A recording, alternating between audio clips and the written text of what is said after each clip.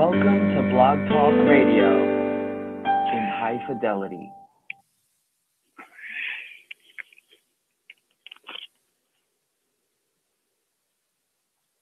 Huh. Okay. I swore I put music on there. Yeah, there you go. What happens when you don't pay the bills, kid? Blog Talk at its finest. Pay the bills. We got another Blog Talk special. We got another Blog Talk special going on here. That's right. Oh, Hey, at least we connected. We can't ask for everything. hey, we got everyone on here. Blog Talk, you know. That's true. At least the switchboard's working. That's all we care about. Right, exactly. Is it Let's see if another 3 months? it's not working. No, it is. Is it? There we go. And now it's time for Beating the Odds with That's Beeb, what it's about, baby. starring Britain's adopted son, Joe Habib. There you go. There's That's all we need. That's all we need. That's all we need. What else is there? Hey, everything works except for they didn't play the music. Yeah, well, let's hope the calls work. Well, you should. You're on, so there you go. Yeah. And if you haven't figured it out yet, we are live. Happy Memorial Day weekend. Welcome to the Ringside Reporter podcast, where we talk about the latest boxing news. If it's related to boxing, we'll talk about it here. Incidentally, it's a Memorial Day weekend here. What is it in England? Is it Bank Day or something like that? Or Bank? What is it? The last Monday of May is Bank. You know what I'm talking about, Beeb? Yeah, something like that. I'll have to do a little. You don't even pretend you knew. It was a I holiday know what that's about. with my I know people, what it's about. okay? The English. All right? Well, he's still recovering from the royal wedding fiasco that he attended. So, That was very good. Very good. Beeb, personal invite from Bank the Queen. Bank Day is May 28th, which is Monday. Oh, there you go. Just like with our Memorial Day. There you go. Look at That's Beeb. right. Wikipedia right away like he knew it, you know? Well, I got a text from Eddie. He's letting me know. I'm gonna have to come into the office tomorrow. Eddie's telling me I got the day off tomorrow. Yeah, I know you didn't get it. Eddie Hearn's busy offering Adrian Bronner slave contracts. All right? There you go. There you go. I'm Éric Molina. I'm here with Joe Habib and Ringside Robert. If you want to call and ask questions, you can call in right now at 323-870-3857. And based on the news and the amount of fights, we'll probably be here till about, I don't know, what time is it now? It's 7. We'll probably be here till about 7:20 or so. Not a whole lot going on. Nothing. Weekend, everything like that. So we'll see what's going on. Today, we're going to talk about Triple G and Canelo. Robbie has been in shambles over this news that the rematch in September is all but dead. We'll tell you what went wrong. Adrian You know what? Bronner. I'm not surprised. No, you're surprised. You know you're surprised. No. Adrian Bronner calls his latest offer from Beeb's boy, Eddie Hearn, a slave contract. Beeb, it's a slave contract. Too bad slaves don't get paid for their work. Oh. It can't be a slave contract. Oh. Can't offer There somebody you go. Can't offer somebody from Titletown that. What do you do? No. All right. Well, that's okay. It won't be Title Town after tonight, baby. There you go. There it is. All right. ESPN Plus. Naoya Inoue, the monster. Godzilla has shown up versus Jamie McDonnell for McDonnell's WBA regular Bantamweight title. It took only 1 minute and 52 seconds for Inoue to dismantle a bigger champion. He just completely swarmed McDonnell. I tell you what, man, and everyone wondering if his power would carry up, it looks like it did. The day before the fight at the weigh-in, McDonnell was about an hour late to the weigh-in. My guess he was having trouble making the weight, but honestly, it didn't matter. He could have came in at 135. It wouldn't have mattered. This was an impressive showing by Inoue. I think he's the real deal. It's the kind of fight I've waited to see him in there with a credible champion, and he just completely took him apart. My thing with this was, with Inoue, we've seen him a lot. We've heard a lot about him, and we've seen him beat people and everything like that, but I've never seen him really beat a credible guy, somebody that we all knew could fight, somebody who can give him some rounds. We all picked Inoue to win. I didn't expect him to win like this. This was just like another level. I mean, this just lets you know that he wasn't playing around. This was like a Mike Tyson type of performance. Beeb, what were your thoughts on Naoya Inoue? Well, first of all, for all the people that are going to, kind of take away from this victory, say about McDonnell having the weight issues and He was dead at the weight, this and that, and the third. Let's keep in mind one thing. No one does that to Jamie McDonnell. No one. And let's look at another fun fact. Jamie McDonnell hasn't lost in 10 years either. Okay? That's another fun fact. The guy's been undefeated for a long time. Okay? I think he's got one loss. And no one's ever done that to him. But I'm not sure, but yeah. Say again? I thought he had 3 losses for some reason. Yeah, I think he only had one loss, but I know he hasn't lost in 10 years. Yeah. I know he's been undefeated the last 10 years. But regardless of that, Inoue just has a stalking style. He almost looks like a Thai fighter in there, the way he holds his hands and the way he positions himself. And I thought that this would be a competitive fight. I thought this was going to be a test for Inoue, but it just wasn't. I know that McDonnell was couldn't get going here, couldn't get started. But the big thing here was the body shots. I mean, Inoue was just ripping the body shots, and I think once he landed one of those hellacious body shots, I don't think McDonnell ever recovered from the first hard body shot that he took. I think his legs were gone, and couple that with the fact that he had problem making weight, and it is what it is. I mean, the guy really beat a quality opponent in my opinion. Anyway, I think he beat a quality opponent. He's going to be in the Super Series now, in the Bantamweight tournament. That's another good, exciting thing to look forward to. So my hat goes off to the guy. He just comes forward, stalks, doesn't really. When someone has freaky power, when they don't really bend their knees and sit down in their shots. If you watch him, he kind of stands straight up, and he's just one of those guys that is just naturally like Deontay Wilder. Doesn't have the best technique, but just naturally has God-gifted power. And I think Inoue falls into that category because when you watch him, obviously he's digging those shots to the body, but he's not. Doesn't look like he's really sitting down and turning and twisting at the hip.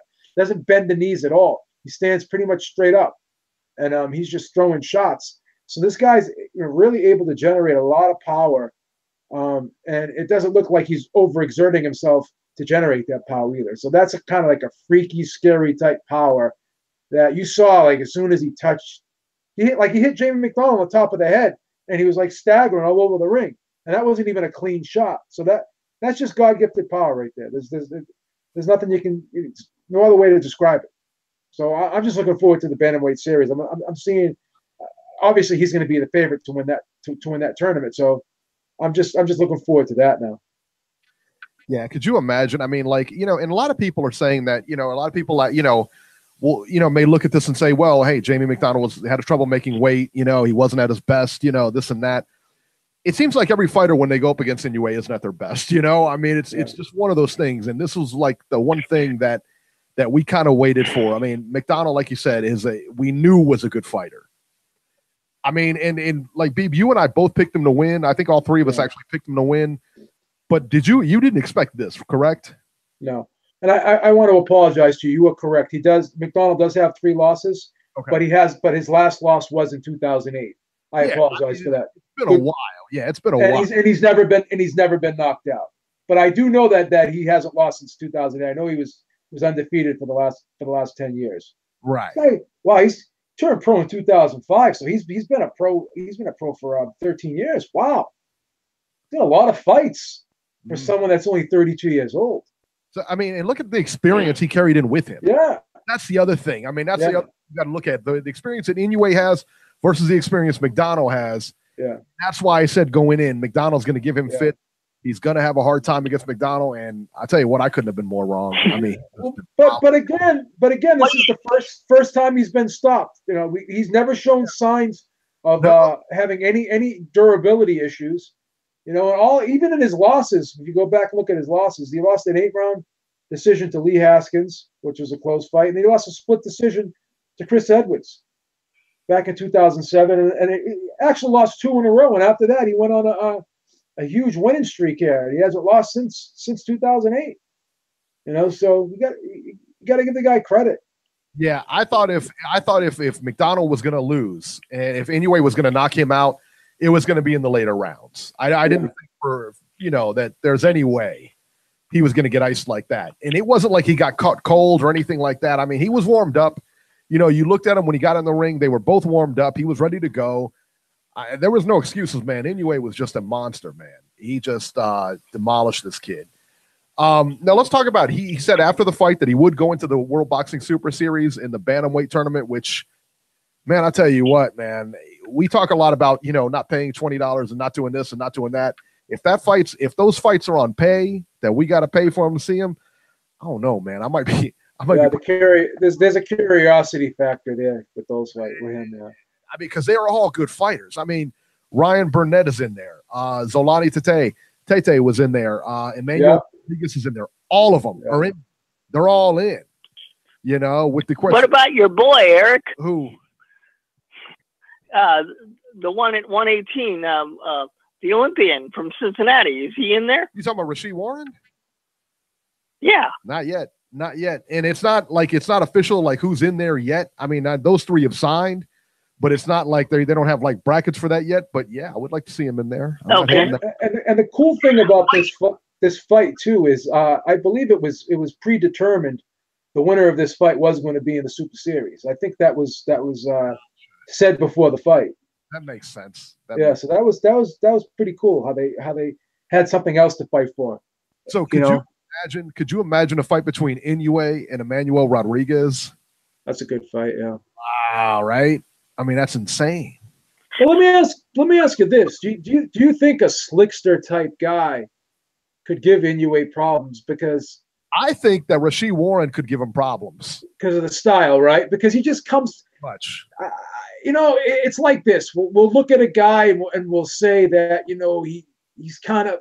I hate to use the word one-dimensional, but he looks his offense looks pretty simplistic. But you can't really dummy it down to just being a basic offense, because when you have that X factor of the power, just like Deontay Wilder, we'll say like Adonis Stevenson, he's one-dimensional. All he has is that left hand, but that's a strong dimension.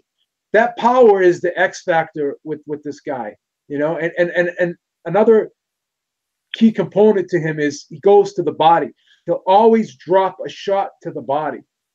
So he's always going to commit to that body, and he's going to pound on guys to the body consistently throughout the fight, and he's going to take their legs away eventually. So, well, and the other thing too is he doesn't put the same kind of pressure on you, and I think that Warren would have a good shot in this, because the thing is he doesn't put the same kind of pressure on you as say like ZZ, like Zanat Zakhayanov. He doesn't put that kind of pressure. Yeah, he just stalks you. He stalks you. Pressure. And that is kind of like, now whether Rasheed can beat him or not, that I don't know. I think it remains to be seen. But that's kind of like the next level up, in the sense that we want to see how he does against a very sound boxer. Different style, yeah. Different style. Type of style, right. You need to see him in there with a cutie, a slickster type guy. And Warren has that type of abilities. Looking at 118 is almost like a murderer's row up there. You got Juan Carlos Payano up there, Emmanuel Rodriguez, Naoya Inoue, Ryan Burnett, Jamie McDonnell. You have Zanat Zakhayanov up there. I mean, you have a ton of good fighters. Tete is a good fighter too. Zolani Tete is a really good fighter. Yeah, Tete is a very good fighter. I mean, you have a Eric, I remember we did a show before or after the second Superfly card, and we criticized him for moving up. It looks like we were all wrong. Yeah, we were wrong. I don't think I was wrong, but I think you two were wrong, because I think he probably should have fought on the Superfly card. But I mean, that's just my opinion. So there it is. Well, I agree. That's why we had it. That's why we talked about it. Right. But hey, it looked like he did the right thing for him. Yeah. And, well, I mean, hey, look, I mean, right now, if you look at 118, there's a lot of big names up there. Yeah, that's what I'm saying. Now there's a lot more money to be made. I mean, I think 118 is a better look for him than 112.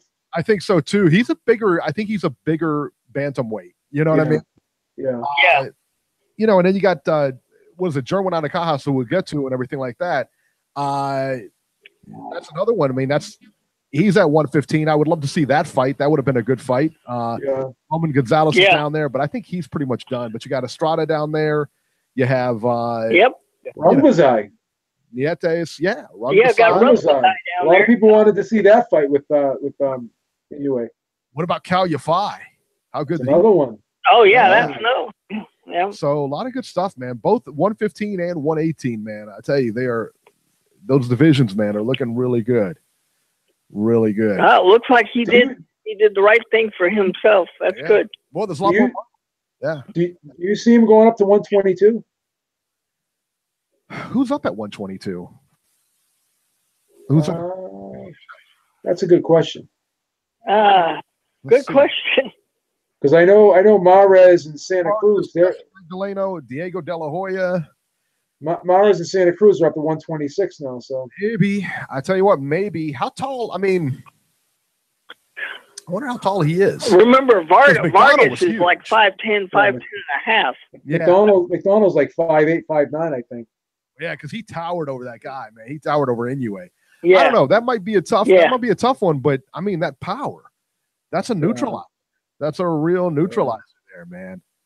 And so who knows? I mean, Yeah. 128's not stacked like the featherweights are. No. Yeah. So yeah, I mean, he might be able to make a splash up there, at least win a title. I wouldn't surprise me if he won a title up there. Yeah, he's 5'5". Yeah. He's 5'5". Yeah.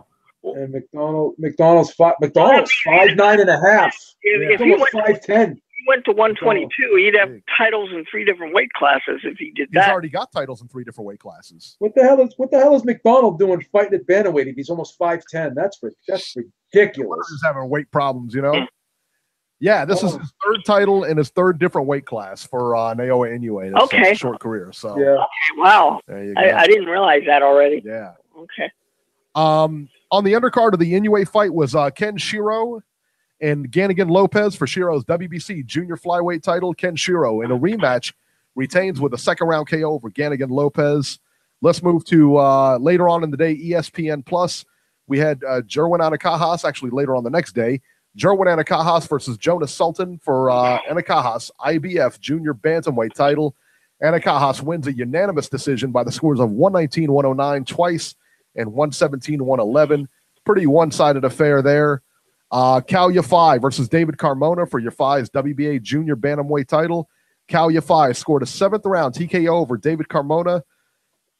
Cal Yafai looked pretty good. Beeb, I think you and I are big fans of Cal Yafai.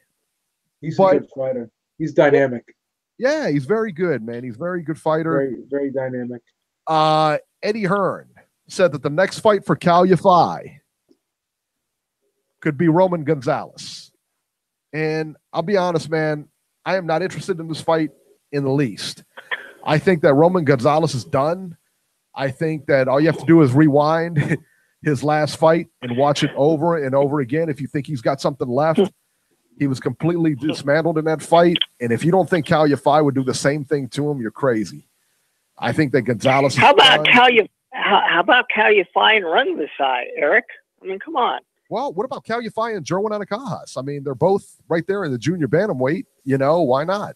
I mean, well, that's that's a good true. one too. That's true. Yeah. You know, yeah. So I would like to see, I would like to see something like that. I mean, but not Román González. I mean, he already, he's already been beat. I mean, he's been like dismantled. He's not. He's beat badly. Not the same fight. He'll never be the same fighter. Yeah, it was. Never. It was bad. Yeah.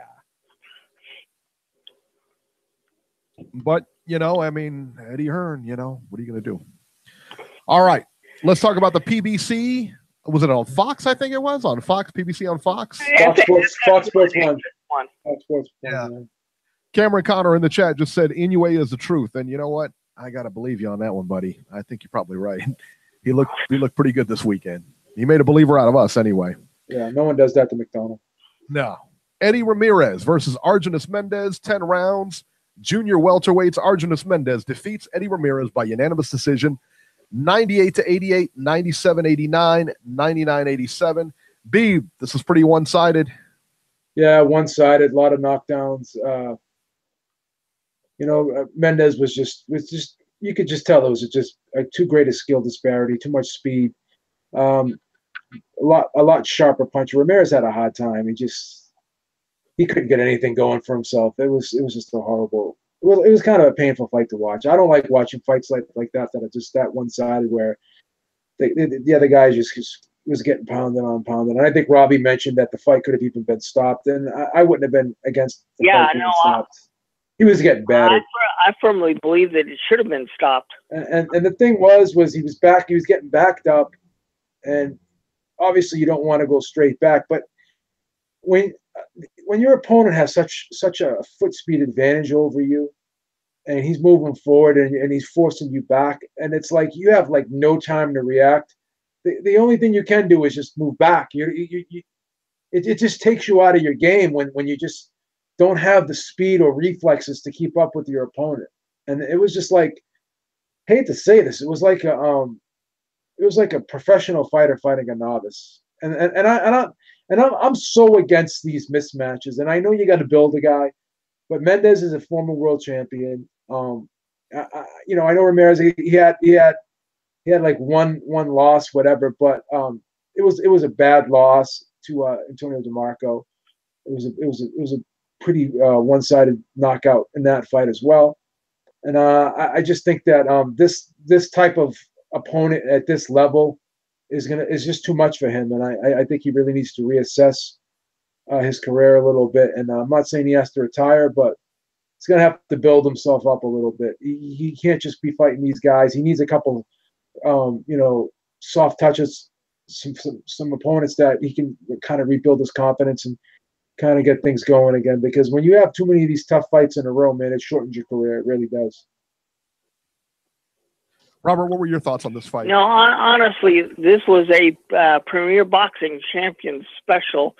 They just had to fill a time slot, and they did, and it was a disaster. This is what Al Heyman is known for. Especially when they first started out and started filling up our TV screens, we got too many of these kind of fights.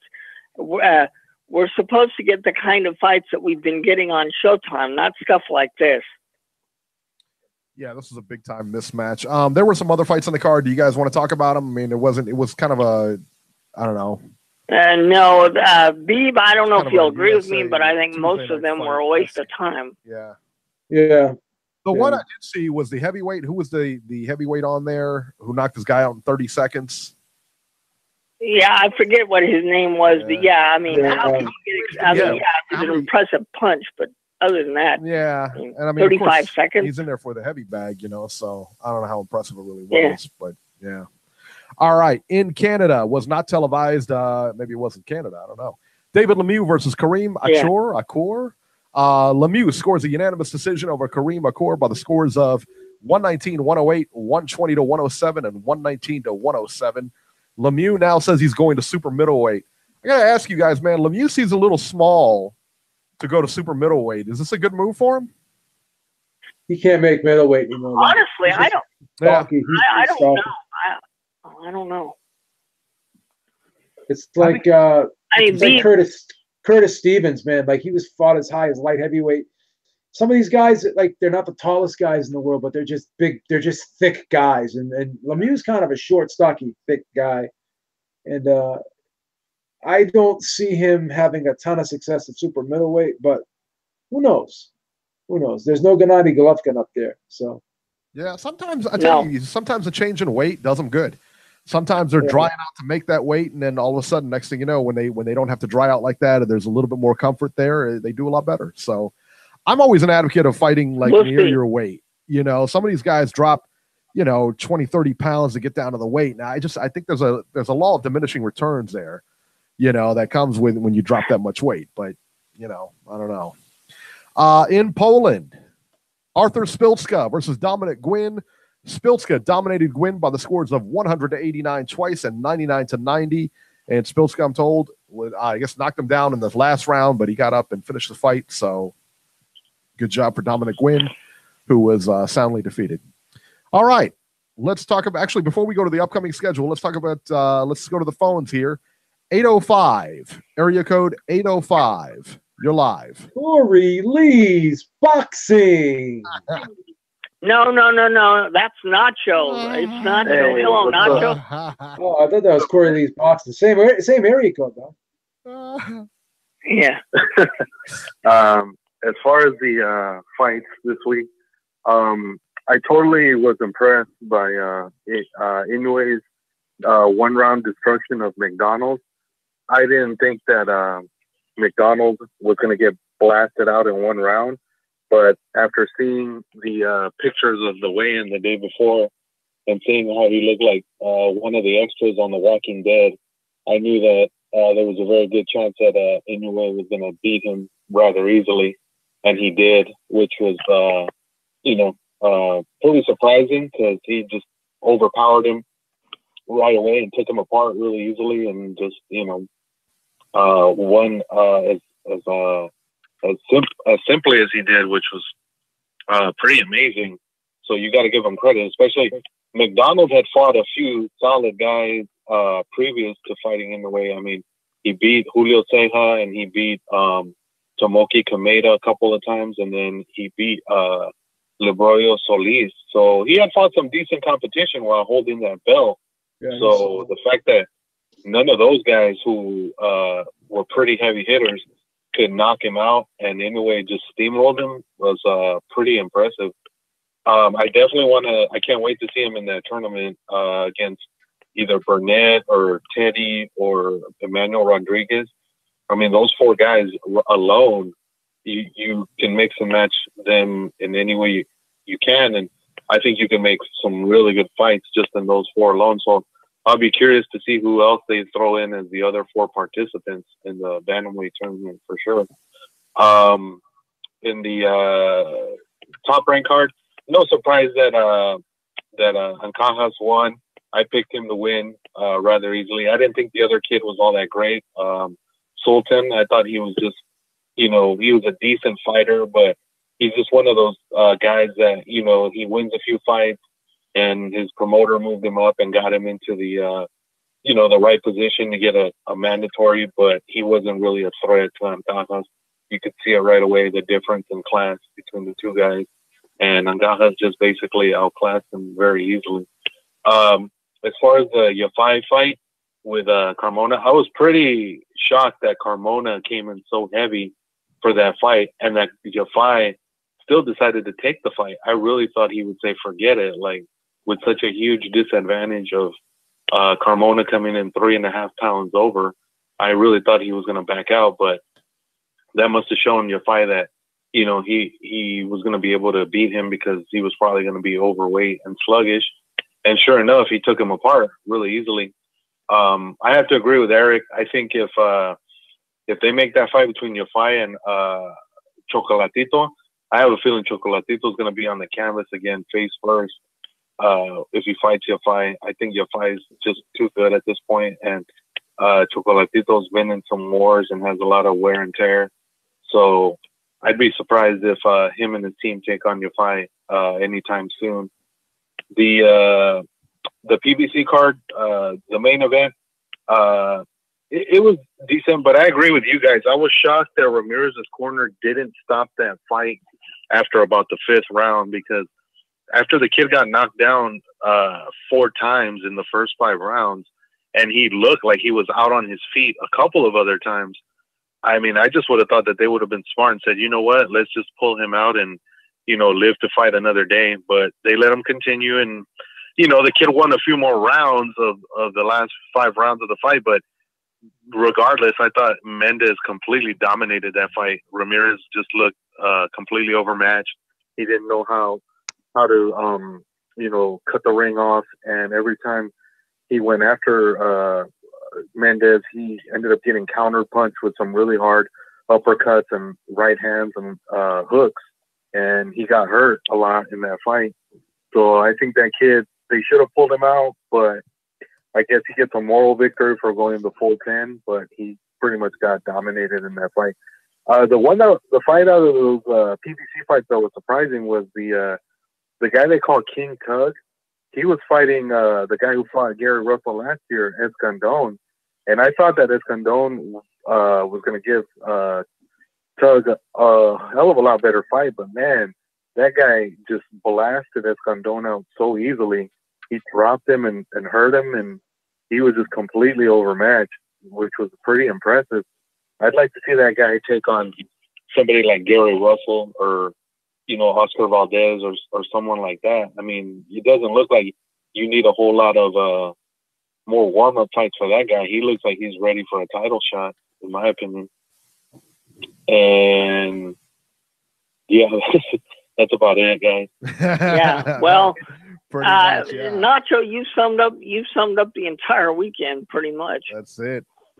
We got to bring Nacho on. Yeah, and give us his, I mean, it was summation pretty... every week. So it's just like, you know, he covers everything, doesn't he? He does a good job. Yeah, Nacho's one of the good guys.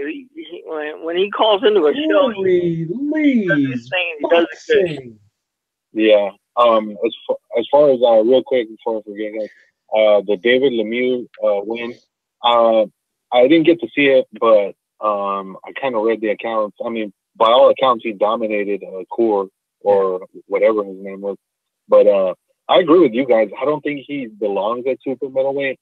The biggest problem with Lemieux over the years, though, has been him staying in shape in between fights. He always seems to take, like, really long gaps of time off when he's not getting ready for a fight. And that's what causes him to blow up. And then he has to kill himself to make 60. And he looked horrible weighing in for this fight over the weekend. He looked like a complete skeleton also. And I don't know. I just don't see him being very successful at 168. He's kind of a tweener. He's too small for super middle, but apparently he's just too big for middleweight at this point. That's a good point. I don't really know what to do with him. That's a good point. You know, they had a weight class 164 or 165. He'd be good for it. Yep. Yeah, exactly. Yeah, I mean, I think he's just too sure. small. I think he's too small up there. I mean, all right. So I don't see him doing very well up there with people like Gilberto Ramirez and David Benavidez and James, a few of the other guys. No, I don't see him doing too well. Yeah, no. Hey, is David Benavidez with Top Rank? Is he with Top Rank now? David Benavidez?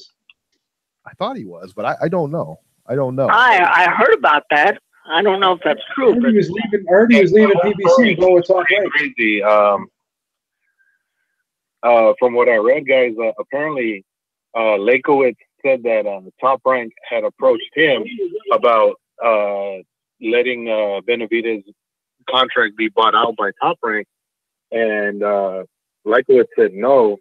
You know, I've gone all this way with the kid. I've invested in him. I built him up, and now he's a champ. And I don't really, you know, I'm not interested in selling his contract to anybody.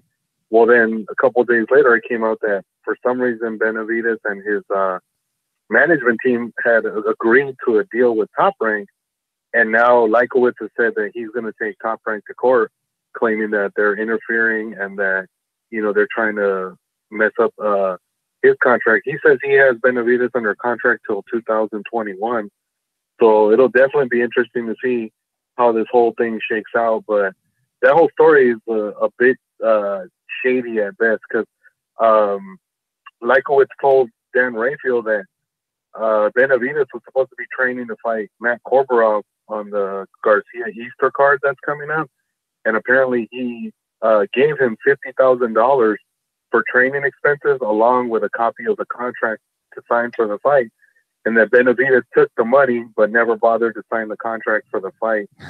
So I don't know what's going on. It sounds like it's a pretty shady deal overall, but I just laugh nowadays though when I mean, I get the fighters are the ones who take the risk, and they're the ones getting punched in the head and in the face and everything.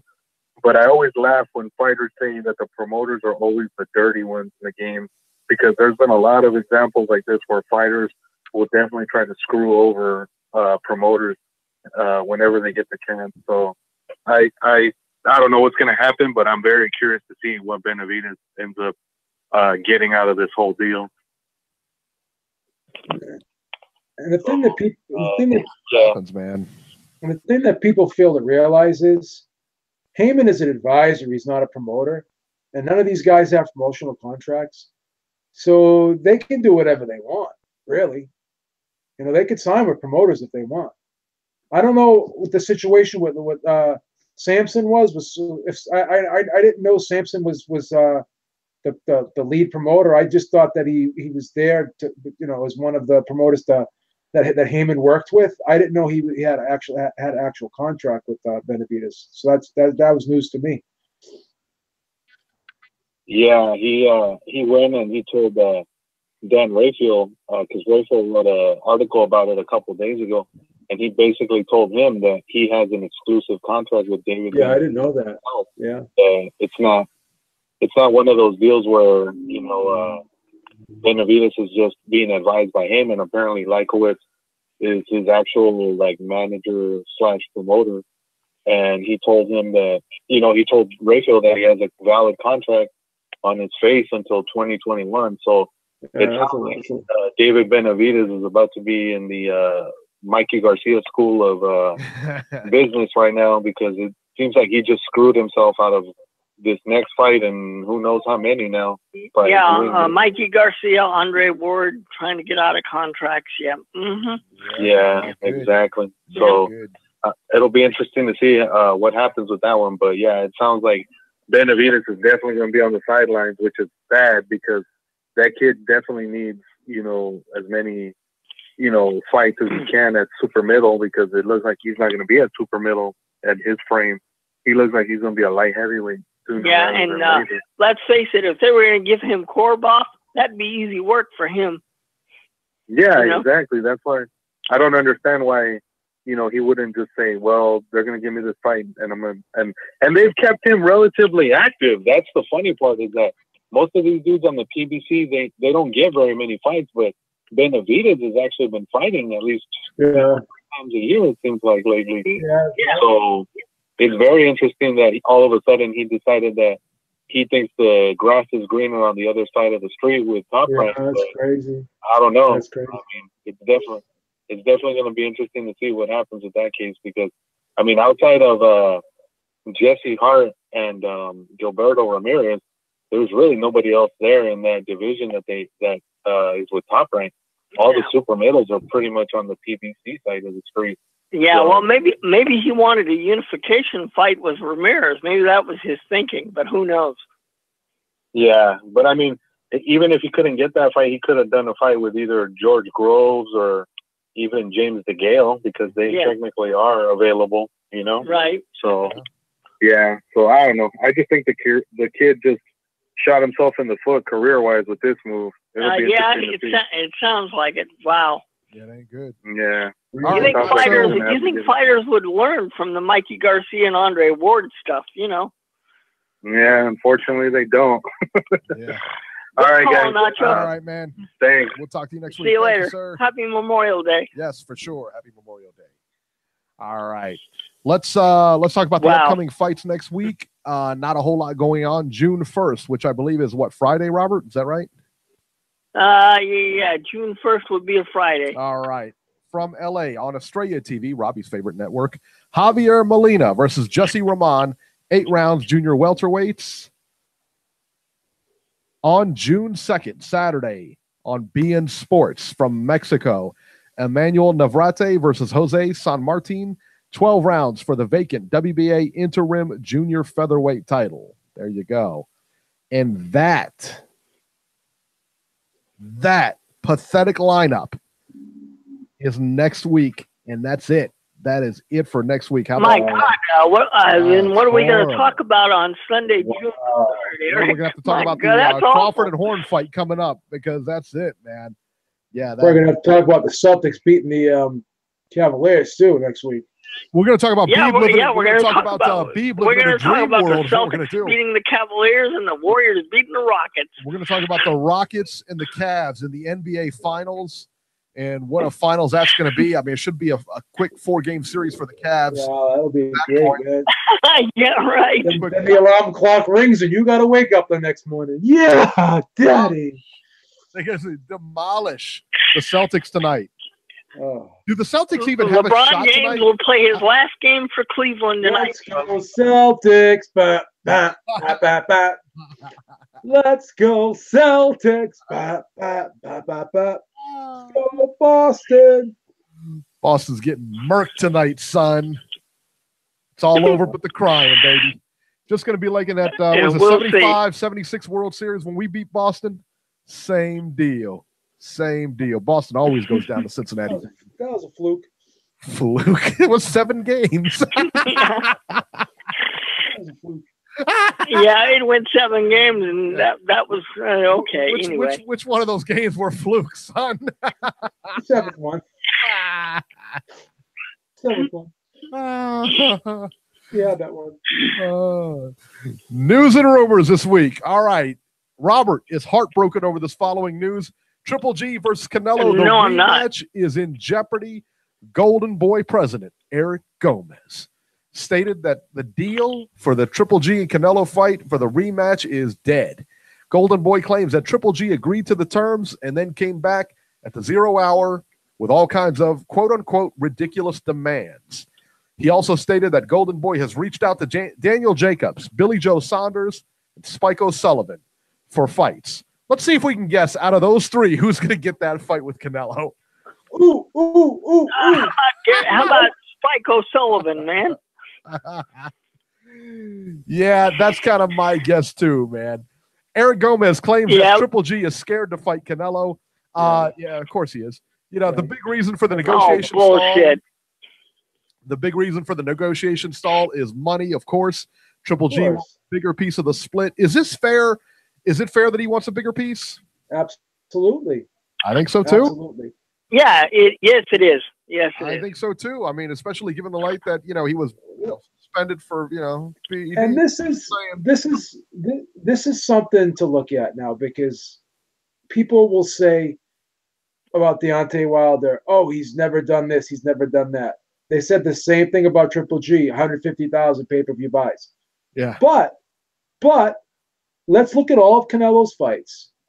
This is the second most lucrative fight that Canelo has ever been in, and that is with Golovkin. He did better numbers with Golovkin than he did Cotto. He did better numbers with Golovkin than he did with Chavez Jr. And you could argue that Chavez Jr. and Miguel Cotto are, you know, bigger draws, more popular fighters. They were at a particular time than Golovkin is. Okay. They're considered bigger names than Golovkin. And then you put Golovkin and you put Canelo together, and they generated a huge fight. So it's the same thing with Deontay Wilder. You put him in there with Anthony Joshua and all that other stuff about, oh, he's never done this, never done that, blah, blah, blah, blah, blah. Certain guys, you put them with the right dance partners, and it's just magic. And this is magic. Golovkin and Canelo is magic. So if they were smart, they would probably say, okay, we're not going to give you 50-50, but maybe we'll give you 55-45 instead of 60-40. At least bump it up to 45. Because where else are you going to go? You shoot yourself in the foot. You know, you have to understand that Canelo hasn't fought at all this year. So he fights a Spike O'Sullivan. What's he doing? How much is he going to make in that fight? At least Golovkin is the champion. Okay? He's in the mandatory. The fight goes to purse bids. He can get a pretty decent chunk of the change there. You know, he's still the champion. He already fought once this year, made a cool $1 million for 2 rounds worth of work. I mean, the only loser here is going to be Canelo. He hasn't fought yet, and you're going to have your only fight this year be Spike O'Sullivan when you can have Golovkin. Just throw him the extra 5%. What's the big deal? Yeah. Yeah, well, you know what? On the Golovkin side of things, Beeb, if you can't get what you're looking for, you can take care of your mandatories and get them out of the way, and then come back and maybe fight Canelo later. But I totally agree with Triple G here. You know, he actually trained to fight Canelo. He did what he was supposed to do. Canelo is the one who decided to eat contaminated meat and do all this crazy stuff. And let's say he fights a guy like Spike O'Sullivan. Is Golden Boy going to be stupid enough to put Canelo on pay-per-view? I mean, because let's face it, that's where Canelo fights these days. How many idiots out there are going to buy Canelo and Spike O'Sullivan? I guarantee you I'm not. You can buy it. I mean, look, Danny Jacobs and Billy Joe Saunders, I would favor either one of those guys to beat Canelo. Absolutely. I would favor either one.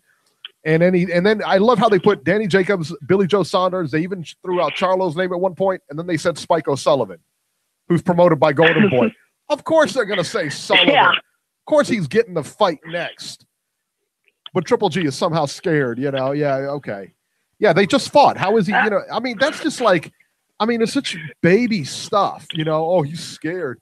He doesn't want to fight, blah, blah, blah, you know? Why wouldn't he want a bigger piece of that?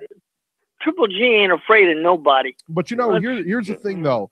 But in all fairness, is that the contract, from what they said, was set. So they waited 5 or 6 weeks to get an answer from Triple G, waiting for him to sign the rematch. Then he came back 5 or 6 weeks later with, you know, the quote-unquote ridiculous demands, which is just money. Yeah. Is that a fair thing to do? Probably not. But given what he's been through, and given what Canelo's done, and given the whole circumstances, he's still pissed. He's still pissed, and he wants to be compensated for his loss. Yeah, because it was a loss to him too. In other words, he did, as Robbie said, he did everything he was supposed to do, and Canelo did not. So why should he lose out like Canelo lost out? Like it's almost like he's going to get paid reparations for having to deal with the bullshit. You know? Exactly. I mean, is anybody really disappointed? I got to be honest, man. I'm not. I don't even care if the fight happens. I don't care. I don't need to see it again. I saw it. It left a sour taste in my mouth because of the decision, because it was a bad decision. You know, I mean, everybody saw the fight, knows who won the fight, knows which one the fight should have won. Yeah. What else do we need to talk about? I mean, what else? I mean, really? I mean, what else do we need? 90% of the people think Golovkin won the fight. The only reason this fight would happen again is to line everybody's pockets. I mean, I can agree with having some rematches, but you know, Gennady Golovkin won that first fight, you know, and because of stupid judging, he didn't get the win. But you know, Triple G needs to move on and fulfill his mandatories, and hopefully one of these days, you know, get a fight with Billy Joe Saunders. You know, but if you're in Saunders' corner, you're going to wait till he gets as old as possible, so it's easy as possible. I favor Saunders right now. I'd favor Saunders. Saunders is the heir apparent in this division, I think. Right, Eric? I favor Saunders right now. Yeah. Over Golovkin, over Jacobs, over Charlo, over anybody. I favor him right now. Yeah. I mean, I know. And well, with the way he looked against David Lemieux, you can't argue with that. It's not just David Lemieux, though. It's been everybody he's faced. He's the smartest fighter out of all of them. Yeah. He's the smartest fighter, and he keeps his composure. He doesn't fight off of emotion. These other guys fight off of emotion sometimes. This guy does not. Right. Exactly. Yeah. He's in the zone when he's in that ring. And he does a good job promoting himself and everything like that. I mean, he kind of makes himself the bad guy. I mean, he is. He's a genius, man. He is. He really is. Right. Let's move on here to the train wreck of the week. Beeb, it's time. I got to do it because I'm the only one in the house tonight. All good. Chugga. That was a great one. That was the best one I ever did. Oh, God. Jesus. That was horrible. I mean, that was just awful. I don't understand, like, how you can actually go and look at yourself in the mirror after doing something like that, after such a hideous performance. It's like a catharsis to me, man. It's a cleansing. It's like Eric, it's just Eric, in the future when Brianna's not available, can we get Elena to do it? Yeah, maybe so. Maybe so, because this is just awful. I don't even know that I can go on with the rest of the show. I mean, it really is just Jesus. It just, you know, that right there ruined my entire weekend. And the weekend's not even over. Hey, you know what, Eric? You got to play the music for the train wreck of the week, too. Oh, my God. That was awful. That was awful. Cue the music, Eric. All right. So the train wreck of the week. Our music doesn't work this week, I guess, you know. Oh, that's right. Train wreck of the week. Adrian Broner calls Matchroom offer a slave contract. All right. So this week, Matchroom appeared to have sent Adrian Broner an email. It was a 3-fight deal worth $6.75 million. Being the consummate professional that he is, Adrian Broner took to social media to display the email and then bashed the offer by calling it a slave contract. Oh, God. So what was it? It was like $2 million for the first fight, 2.5 for the second fight, and then two something for the next fight. Yeah, it was a 6.5 deal for 3 fights. Yeah. And he calls it a slave contract, said it was worse than the Rock Nation deal. And it was, but Rock Nation deal was a 5-year deal. Yeah, didn't they offer him $40 million? $40 million for 5 years, yeah. Yep. For 5 years? Yeah. Do the math on that. That's $8 million a year, brother. Yeah. Yeah. It's like $4 million a fight. Oh, wow. Yeah. And that was a slave contract, huh? Yeah, that was back in 2015 too. Wow. How dumb does he look now, man? Beeb, is this a slave contract? Well, if you look up slave in the dictionary, you'll find out that slaves do not get paid for their labor. So yeah, that's right. It absolutely is impossible to be a slave contract. Number one. Number two, you don't like the deal. You just don't accept it. It's like, how old is this guy? He's got to show it to people. He's got to make fun of it. Right. You know, you don't burn bridges in this business. You just don't. And this guy continues to burn every bridge right before he gets to it. He doesn't want to cross any of them. He just wants to burn them down before he can take that first step onto them. I mean, he's just the whole way he carries himself, the demeanor, you know. And again, you know, these purses are reported to the athletic commissions. And his last 3 fights, he made $1 million each. Whether or not he's getting back end money somehow, if he's getting bonus checks, I don't know. But all we do know is he's getting, you know, it's $1 million. So people bring it up to me. Oh, you don't know what he gets. We don't know what Al Heyman's giving him on the side. Endorsements. What endorsements does Adrian Broner have? Who's going to allow him to be, you know, the spokesman for any product? Seriously. Trojan condoms would be about it. Yeah. So if I don't know if Heyman is writing him a check on the side. Who knows what's going on behind the scenes?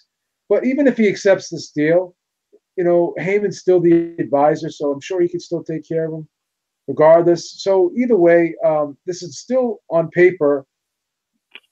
You know, from what we know, it's a better deal than the deal he has now.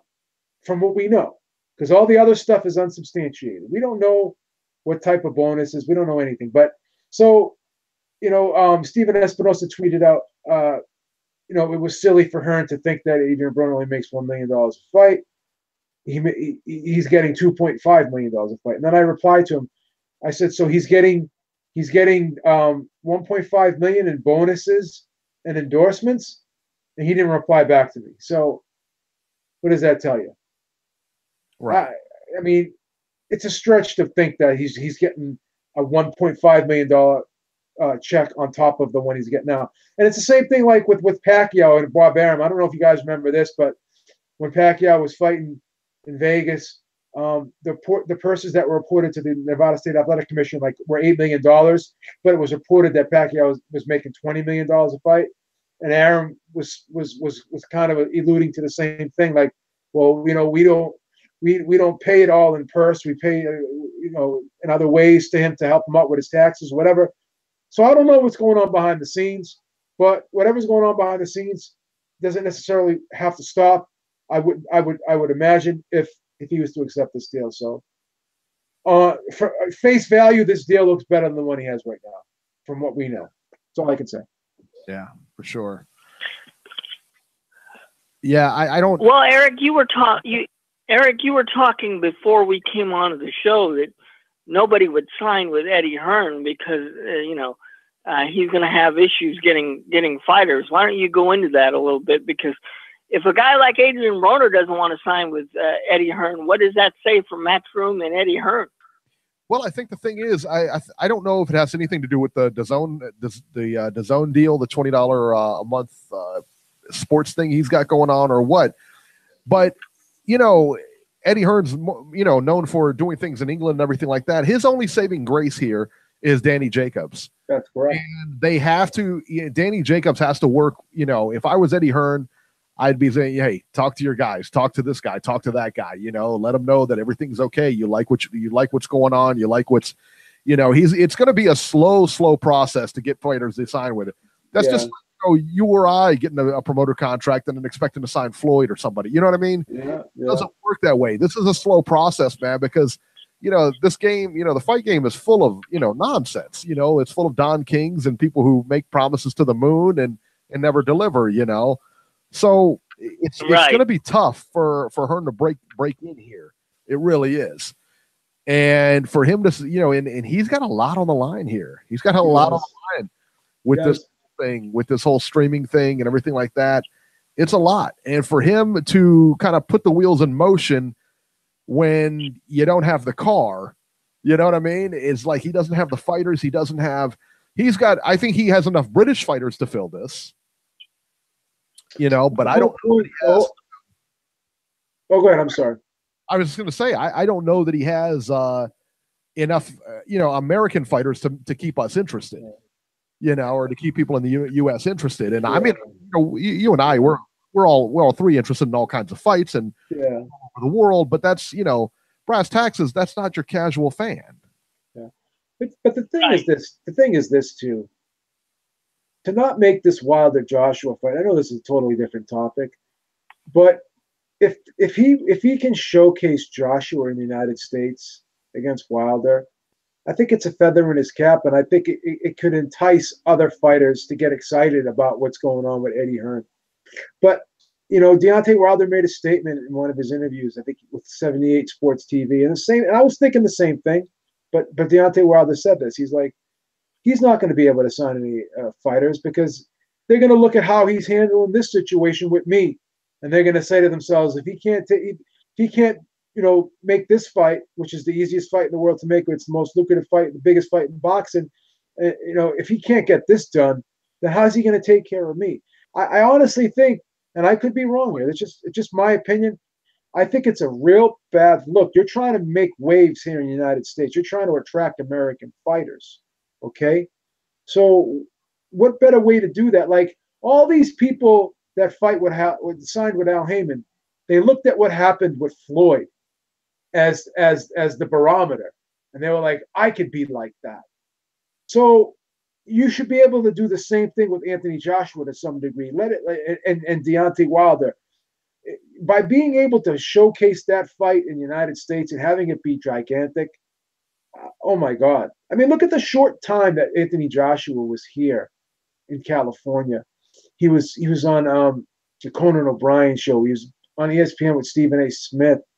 He was at the NBA game talking to you know, Reggie Miller and all those guys. You know, he was making some headway in that short period of time, that little couple days he was here. So imagine if they put this fight together and they get it for November, and then he does, you know, comes over in September and does a lot of these shows. You know, not just Conan O'Brien, but other talk shows, maybe Jimmy Kimmel, whatever. And you know, I'm just telling you, that would be a good starting point for Eddie Hearn to impress these young American fighters. I heard he was talking to Keith Thurman. Keith Thurman seemed to be interested from what I heard. I don't know, but we'll see. But I just think it's really a bad look for them to not be able to make this fight. That's just my opinion, because he's sitting there saying that he admits the fight is bigger in America, but he still wants the fight to be in the UK. I mean, they should be telling Joshua, hey, man, you got to come here. This is the best deal possible for you. In a sport where one punch changes everything. You know? Who's to say Povetkin can't stop him? Who's to say he doesn't get head-butted? Look what he fought Takam. He got head-butted in the nose. It looked like he broke his nose. And you can get sidelined. I mean, anything can happen. Anything can happen. You know, I think that's a great point. And you know, when you said other fighters are going to look at him and say, well, listen, he couldn't, the Wilder Joshua fight. What is that? Is that the biggest fight, the biggest heavyweight fight, the biggest fight really since Lewis Tyson? Yeah. Heavyweight fight since then. Pretty much. And it will grow, and it will pass that. It'll end up being, in my opinion, the biggest heavyweight fight in history. Sure. It's got the potential. It's got that potential. All right. For you not to sign this and not to get this done when they're offering your guy $50 million. Yeah. And you still can't get the fight done? It's like, come on, man. That ain't good, man. Yeah. and you want to sit there, and I've said this before, and forgive me for repeating myself, but you want to sit there and talk about how you're all about the business, what makes sense business-wise, and you're sitting there worrying about UK fans and how they're going to feel when you're going to leave $50 million on the table. Right. Well, that's why, guys, I said last week, I don't understand why Joshua is the one that's hell-bent on doing this at home. Now, I understand, he can fill up one of those UK stadiums and get 80, 90,000 people in there. With a $12 million gate. When you're offered this kind of money, you can't make $50 million overnight. You got to sign the contract and you got to come over here. I've always been a believer that, he can do whatever he wants because, he's the heavyweight champion. But when somebody puts a legitimate offer in front of you, you've got to sign, you've got to do it. I just don't understand why he's hell bent on staying over in London and doing the fight there. Well, because Rob McCracken and Barry Hearn is in his ear, and they're telling him to do that. He's being advised incorrectly. But let's look at the stadium, the 80, 90,000. Let me give you a little bit of a comparison, a little bit of an example. You have a black tie dinner, and there's 3,000 people there, right? And they're paying $2,000 a plate. And then you have a barbecue with 15,000 people, and they're paying $15 a plate. What who's going to make more money? That's like you're passing up a black tie dinner for a barbecue. That's the way you look at it. Think about it like that. Yeah. Like those tickets are going to be dirt cheap, and all these fans that are going to be there, they're not going to be able to see the fight. They're going to be up in the nosebleeds. There's no way you're going to tell me you're going to actually see what's going on there. Just to say I'm there. Right. Wow. You're going to be. Most people watch the fight on pay-per-view anyways. And somebody in the chat just said, anyone think Joshua wants to fight in the UK because, he wants to fight in the UK regardless of money. Even if he loses money, he just wants to fight in the UK for maybe the fans or whatever. Why? I think that's true. Maybe he does. But you can't, okay, well then that's fine. But they also said that the contingency for that $50 million is that you fight in the States. Great. If you want to take it to England, you're not going to make that much. We can't guarantee that to you. And I'm kind of wondering if behind the scenes he's saying, well, no, I want the $50 million too. I want all of it. And it's not going to work that way. If they're making concessions, they gave you what you wanted. It's a 50-50 split, or what they claim is a 50-50 split, and, whatever. Listen, at the end of the day, you asked for $50 million. They gave it to you. $50 million plus. What else? What are we arguing about here?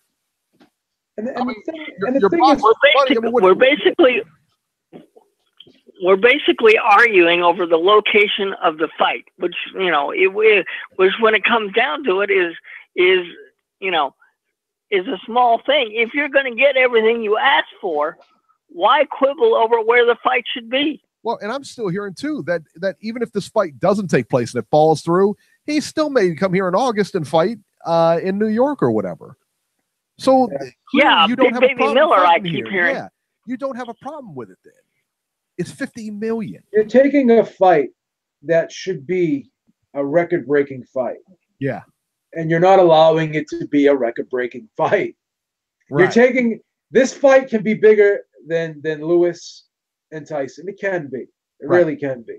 It can be. I'm just being honest because you have the benefit of having the Sky pay-per-view and the Showtime pay-per-view. You just have the benefit of that, okay? It has the potential to be as big as that fight, maybe bigger. It does. It just does, okay? Because a lot of people are interested in this fight. This fight is both of them in their primes. So you're taking that and you're putting it in the UK, and it's not, and you're minimizing how great the fight can be. You're minimizing how big the event can be. You're taking a lot of eyeballs away from the viewership by putting it in the UK. You really are. So you got 90,000 people in a stadium generating $12 million, as opposed to putting 20,000 in an arena and generating 25, 27, 28 million with celebrities who are willing to pay $10,000 for a ringside seat if they have to. They're not paying that over in the UK. No. You know, they're not paying that in the UK. So again, if you're a business, if you're all about the business, Eddie Hearn, and you have fiduciary responsibilities, if you don't put this fight in the United States, you are not doing your job properly. And I would never. I know I'm going to get fired tomorrow. You're going to clean the desk out, but still, Eddie, I have to speak up, man. I have to speak up. I have to speak up. Joe, what? Robert McCracken is supposed to be the one that's making him do. Hang on, he's still talking. What if Eddie? Robert, he's still talking. Oh, I'm sorry. Okay. Robert McCracken, who's the trainer, is the one that was supposed to be the guy that stepped up and said, "Hey, what's going on here, man? He should fight this fight in the UK." So that's the fighter, that the trainer who's a former fighter talking. That's not a businessman, okay? People who have the business brains should be the ones making the business decisions. With all due respect to Robert McCracken, he's the trainer. So it's like just like when Freddie Roach used to speak out of school and talk about things he shouldn't have been talking about, and Bob Arum would slam him right down. That's a real promoter. He's taking the reins. I handle the business. You do the training. That's what they should say to McCracken. Rob, with all due respect, man, get him ready. You're the trainer. Whether he's in the United States or UK, prepare him for this fight. That's all we need you to do. You're not the one that's going to give financial advice here. Go ahead, Robert. I'm sorry. Well, I was just going to say, Joe, what if behind the scenes Eddie is the one that wants this in the U.S., but his fighter is the only one that doesn't? How do you get past all that? Well, from what I'm understanding, everyone was on board to do it in the United States until Rob McCracken opened his mouth. He was the one that kind of said, "Hey, man." Okay. That's from what I heard. Because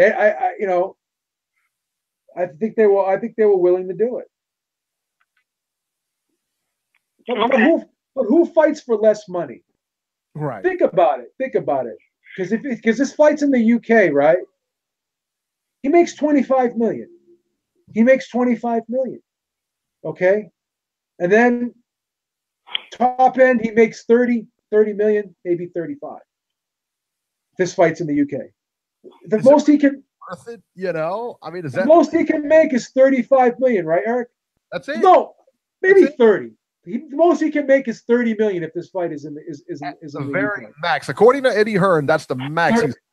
30 million, right? That's being real. Guess what so he gets a $50 million guarantee. And if this fight does 500,000 pay-per-view buys, then he'll make 10 on the back end, right? Right. So he has a chance to make 60 million. Conservatively, I'm saying 60 million. That's conservative numbers. He may be able to make 70. Conservatively, he makes 60 million in the United States. In the UK, he makes 30. Who in the fucking right mind would pass that up? Who? You know what? Nobody I know of. You know what the deal that Eddie Hearn gave reminds me of? It's the same deal that De La Hoya gave Triple G in the first Canelo fight. It's the same deal that Floyd tried to give Manny, talking about, well, I'm giving him $10 million. That's more than he's ever made in his career. We're going to give him $10 million. Why wouldn't he take it? He's got to be scared. Why wouldn't he take it? Well, what's your guy getting? What doesn't matter what my guy's getting. He's getting the cut of that and then pay-per-view and everything else. I mean, it's like, come on, man. Mike Tyson's largest guaranteed purse was $30 million.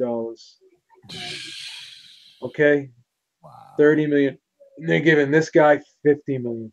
Right. 50 million with back end. And think about this too. How many people are going to want to put stickers on his shorts too? How much he can make $5 million in endorsements alone.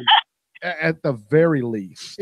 How many American sponsors would on top of the UK sponsors? Because he's already making a substantial amount of money with UK sponsors, right? Or Under Armour's I believe. I don't know where they're based out of, but you know, he's making a lot of money. So even if they're here in the U.S. somewhere. Yeah. So think of how many people in Vegas are going to be like, "Hey, man, let's do this, that, the third." You know, crazy. Think of the site fee. Oh my God. Oh my God. You know how many high rollers would come to this fight in Vegas? You know how many high rollers would come? And we're looking at a $75 pay-per-view here, guys. How do you not? No, yeah, probably. No, 80, Robert. 80. Maybe. Yeah. HD's 80, brother. 80 bucks. 80 bucks. I'd pay 100 for this. Yeah. I'd pay 100 for this. Yeah, I certainly would. I shouldn't tell him that, but I would. We could write that off at Beeb Industries, but we'll still put it up, man. We'll still put it up. Speaking of British boxing, some sad news to report here. Legendary boxing trainer Brendan Ingle, who was Prince Nassim's trainer, had passed away this week at the age of 77. So some very sad news there. Yeah, how about that, man? Danny Garcia and Shawn Porter have reportedly agreed to terms. The fight, I don't believe, is official yet, but it is very, very close. Beeb, do you like this fight, Garcia-Porter? Love it. Love it. Really do. I think Danny wins. I hope Danny wins. You know, I'm not a big... I think Danny wins. Listen, we disowned Shawn Porter from Cleveland, because he lives out in Las Vegas now. We disowned Shawn Porter, but the thing is, man, with Porter, you know, what gets me about him is he's always crying about he wants to fight the best, this and that. You know, he wants to fight Keith Thurman. Now he wants to fight Garcia. Whoever, he wants the best, period. Errol Spence has called him out, called everybody else out. He has no time for Errol Spence. You know, no time for Errol Spence Jr. Beeb, who do you like, Porter or Garcia? I like Garcia. I think Garcia's a better boxer. Better boxer, yeah. Yeah. And he hits hard, too. Yeah. So there it is. Oh, the press conferences will be interesting with Angel and Kenny. Oh, yeah. Yeah, that should be fun. Donald Trump, Robert's boy, pardons Jack Johnson. We all give Donald Trump a lot of grief, but he definitely got this one right. Donald Trump granted a posthumous pardon to Jack Johnson, boxing's first black heavyweight champion. Jack Johnson was convicted in 1913 of violating the Mann Act. The charge was that he transported a white woman across state lines for quote-unquote immoral purposes. Think about that. Think about that for a minute.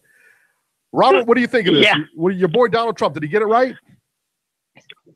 Yeah, and you know who was one of the leading forces behind getting all this done? Because there was a very nice article written the day the pardon was signed.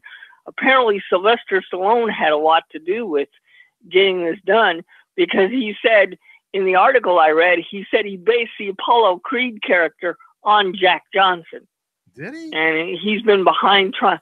He's been trying to get Jack Johnson pardoned since he put together the Rocky series.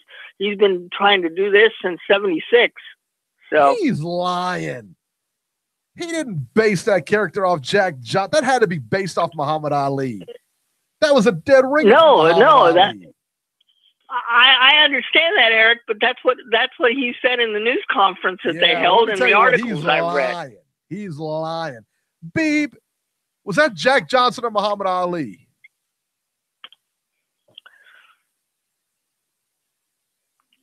Beeb? Oh, where'd Beeb go? I don't know. All right, I think. I'm sorry, Eric. I had my mic muted. I'm sorry. I didn't realize my mic was. I apologize. I would say Muhammad Ali, but again, a lot of people don't realize Jack Johnson was kind of the first guy to really be actually like Muhammad Ali. Just that you just didn't know about it because obviously there weren't televisions around. But he was a guy that was a trash talker. He was a cocky guy too. Sure. So I would say you're correct in Muhammad Ali, but Jack Johnson was that era's version of Muhammad Ali. That is true. Who was the whatchamacallit? Who was the guy that Rocky was based off of? What was his name again? Oh, Chuck Wepner. Chuck Wepner. He sued him and got paid. He got a nice chunk of money. Yeah, he sued him and got paid. Got that right. Ali, Good for him. Ali should have sued him. And Stallone admitted to it, and he said, "I was glad to pay him." I don't know if he was glad to pay him. They went through a court battle, Robbie. Yeah, right. Yeah, They went through a court Yeah, battle. I know. You know, after he lost, he said, I was glad to pay him." You know. We at Beeb Industries know how those court battles can be. We've won quite a few of them over the years. Yeah, right. Speaking of Beeb Industries, are we gonna have a beating the odds with Beeb with Terence Crawford? Terence Crawford, Jeff Horn. When was the last time we had a beating the odds? We got to do one. We got to do one. A year and a half now. I know, but can I say something? We haven't had one in a while. All these fights have been one-sided. They're hard to bet on. You don't have to be underdog here. You can give us parlay. You can give us something else. You know what? We're going to have to take a look at the knockout proposition in that one. Oh, all right. There we go. We may have to go. Jeff Horn will be knocked out. I can guarantee that. Well, the thing too is his face busts up. Even though I'm not going to watch it, since they're going to make me pay for it, it's not going to be on my TV. Yeah, Jeff Horn. I can see Jeff Horn's face busting up in that fight too. Yeah. Hey, did you see Jeff Horn has a black eye already? He was being interviewed and stuff, and he has a black eye. I think that's pretty common, though, isn't it? Is it? I don't know. I mean, yeah, I think that's pretty common. Okay, all right. Yeah, that's pretty common. Robert's boy Éric Molina busted for PEDs in a story that my boy absolutely nobody cares about. Éric Molina was busted for PEDs. He has been suspended and can return. He's been suspended for 2 years retroactively. And he can return in October of 2019. Who cares? Who cares if he was busted for PEDs? Nobody cares about that. So there you go. And here you go. Oh, here's Al Heyman. He's a fucking mental case is what he is. Oh. Corey Lee's boxing. No, it's Al Heyman. I know. Calm down, you Molina supplier. You've been supplying Molina with them PEDs, Robbie. You better shut up. Corey Lee. I wouldn't supply him with stuff like that. No way. What's going on, guys? Hey, Beeb, man. What's going on with this, man? Is the Broner offer? Everybody's got their pennies in a fucking bunch because Broner turned down the fucking $2 million from Eddie. No, I don't mind him turning it down. I just don't mind him turning it down. But why is he got to be an idiot about it? Speak, guys. Let me speak. Jesus fucking Christ. Let me speak. God damn it. Let me speak. He asked me a question and I can't answer it. Jesus Christ. Let me speak. We did. Let me speak. Jesus Christ. Beeb, what is everyone having their PEDs How in a dare you turn down a $2 million fight offer when you're making $1 million plus gate already? How dare he? Then they say, AJ, you're a great guy for turning down $50 million. You should never take that $50 million. You should stay here. So what is, I mean, I don't really understand because there's no consistency in this message. They want AJ to turn down $50 million just for one fight. Who? And they're telling Broner that he's a fucking dumb this, dumb that for turning down $2 million Jason, fight. Didn't that already? Events and shit and getting gate money already. So I don't really understand. You don't know these guys are really fucking, really big hypocrites, you know? Didn't you hear what I just said earlier about him not being able to seal the deal with this fight? How it's going to hurt him from trying to sign American players? You didn't hear what I said that earlier? I came in late, but I heard you got to stop paying attention. I heard you got to stop paying attention. And you got to, and when you ask a question, like a lawyer, you don't ask a question you don't know the answer to. You got to be a lawyer like Beeb Industries. We have lawyers. That's how we train our lawyers. You don't ask questions that you don't know the answers to. Yeah, there you go. I'm a way better lawyer. I'm winning all these cases these days, Beeb. I'm way ahead of you right now. Yeah, what cases have you won? So where did you hear that Anthony Joshua? Where everybody's praising who's praising Anthony Joshua for turning down $50 million? All the UK fans, all the fucking dick riders like Steve Kim, they're like, why the hell would you say I take $50 million? You don't even know what's in the fucking fine print and all this shit. And then they're calling Broner a dumbass for turning down Eddie's fucking bullshit offer on a piece of shit stream.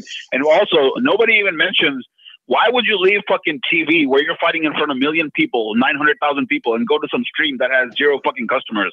That makes no fucking sense. Why would you leave where you have a potential to fight in front of 1 million people on Showtime and go fight on a stream that doesn't even have 5,000 customers? That is the biggest fucking point that nobody makes. And all I hear online from the Canadian customers is it's a piece of shit product with a horrible app. So, nobody even brings this up. And if this was PBC, they would be bashing the hell out of them, be like, this is a piece of shit stream. Why would they buy it? So this is what happens, when the reporters want to kiss the promoter's ass, they just let this kind of thing slide. Nobody's even talking about how bad a product this is, and they're telling fighters to go and sign with Eddie. I hate that shit, man. I mean, these guys don't give a fuck about fighters. They just want a promoter to get fucking successful. That's all they care about. They don't care about the fighters. A lot of Canadians contacting you, telling you how bad the stream is. No, I'm reading them online. They didn't contact me. I'm doing some research instead of sitting there with my thumb up my ass like you, Eric. It's all over the internet, Eric. They say it's a terrible spot. Look at Robert. Robert, coming to your defense. I love it. I love it. Look at that. Look at you. Robert said it last time also. I mean, me and Robert are on the same page on this. No, I've heard nothing but horrible things about DAZN. We are promoting harmony on even the ESPN app has some glitches. I'm hearing it's not perfect right now. It's still got a lot of glitches. So Yeah, and they want us to pay $5 a month for that to watch for fucking Jervin Unkahas or whoever the bum he fought the other day. I mean, I don't want to watch that bullshit. And instead of having Horn and Crawford on TV, you gotta watch it on the app, which is absolutely I mean, how many people do you think from Omaha are going to buy this fucking app now? I mean, how many? Maybe 5,000, maybe 2,000. Come on. Ridiculous. This is, and props to Horn's trainer. He gave Bomac a perfect name. He called him Big Mac. I mean, that's his new name now, Big Mac. Did you guys see that? Yeah. Bomac said he wanted to beat up Horn's trainer. He said, "How dare you challenge a 60-year-old man to a fight?" Yeah. Hey, Beeb, did you watch the Darren Till Wonderboy fight? Beeb's not answering. Is Beeb not there? Beeb's not answering you. And you know what? I don't blame him. Where'd he go? I don't know. I don't know where he went. I don't know. Okay, that's cool. Maybe he went to the bathroom. I don't know. I saw the fight. I saw the what fight. What did you guys think of Adonis Stevenson's new excuses that Floyd set up the judges and refs against him? What do you guys think about that? I saw the Darren Till fight. I don't agree with that. I saw the Darren Till fight. I don't agree. I kind of do, man. I kind of do. How does the champion, who is the A side, is fighting in his fucking country and he has to deal with 2 refs from America? That he did get set up. I think there is no way there should have been 2 American refs.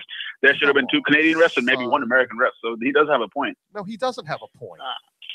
He doesn't have a point. Yeah, he does. Much when you're fighting in your home country, you don't bring 2 judges from the fucking opponent's country when he's the B side. That never happens, Eric. Wow, son. Wow. Does it? He can't leave Canada. Can you tell me another instance that's happened? That's his only saving grace is he cannot leave Canada. It's his home country. Yeah, I would bring some judges too.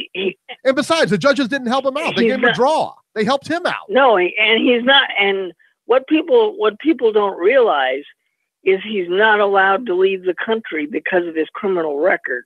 Yeah, if you want to fight Adonis Stevenson, you got to go there. What do you think he's going to fight Gvozdyk? I think Gvozdyk an easier fight for him than the Jack rematch. Personally, son, you're out of your mind. Gvozdyk murks him.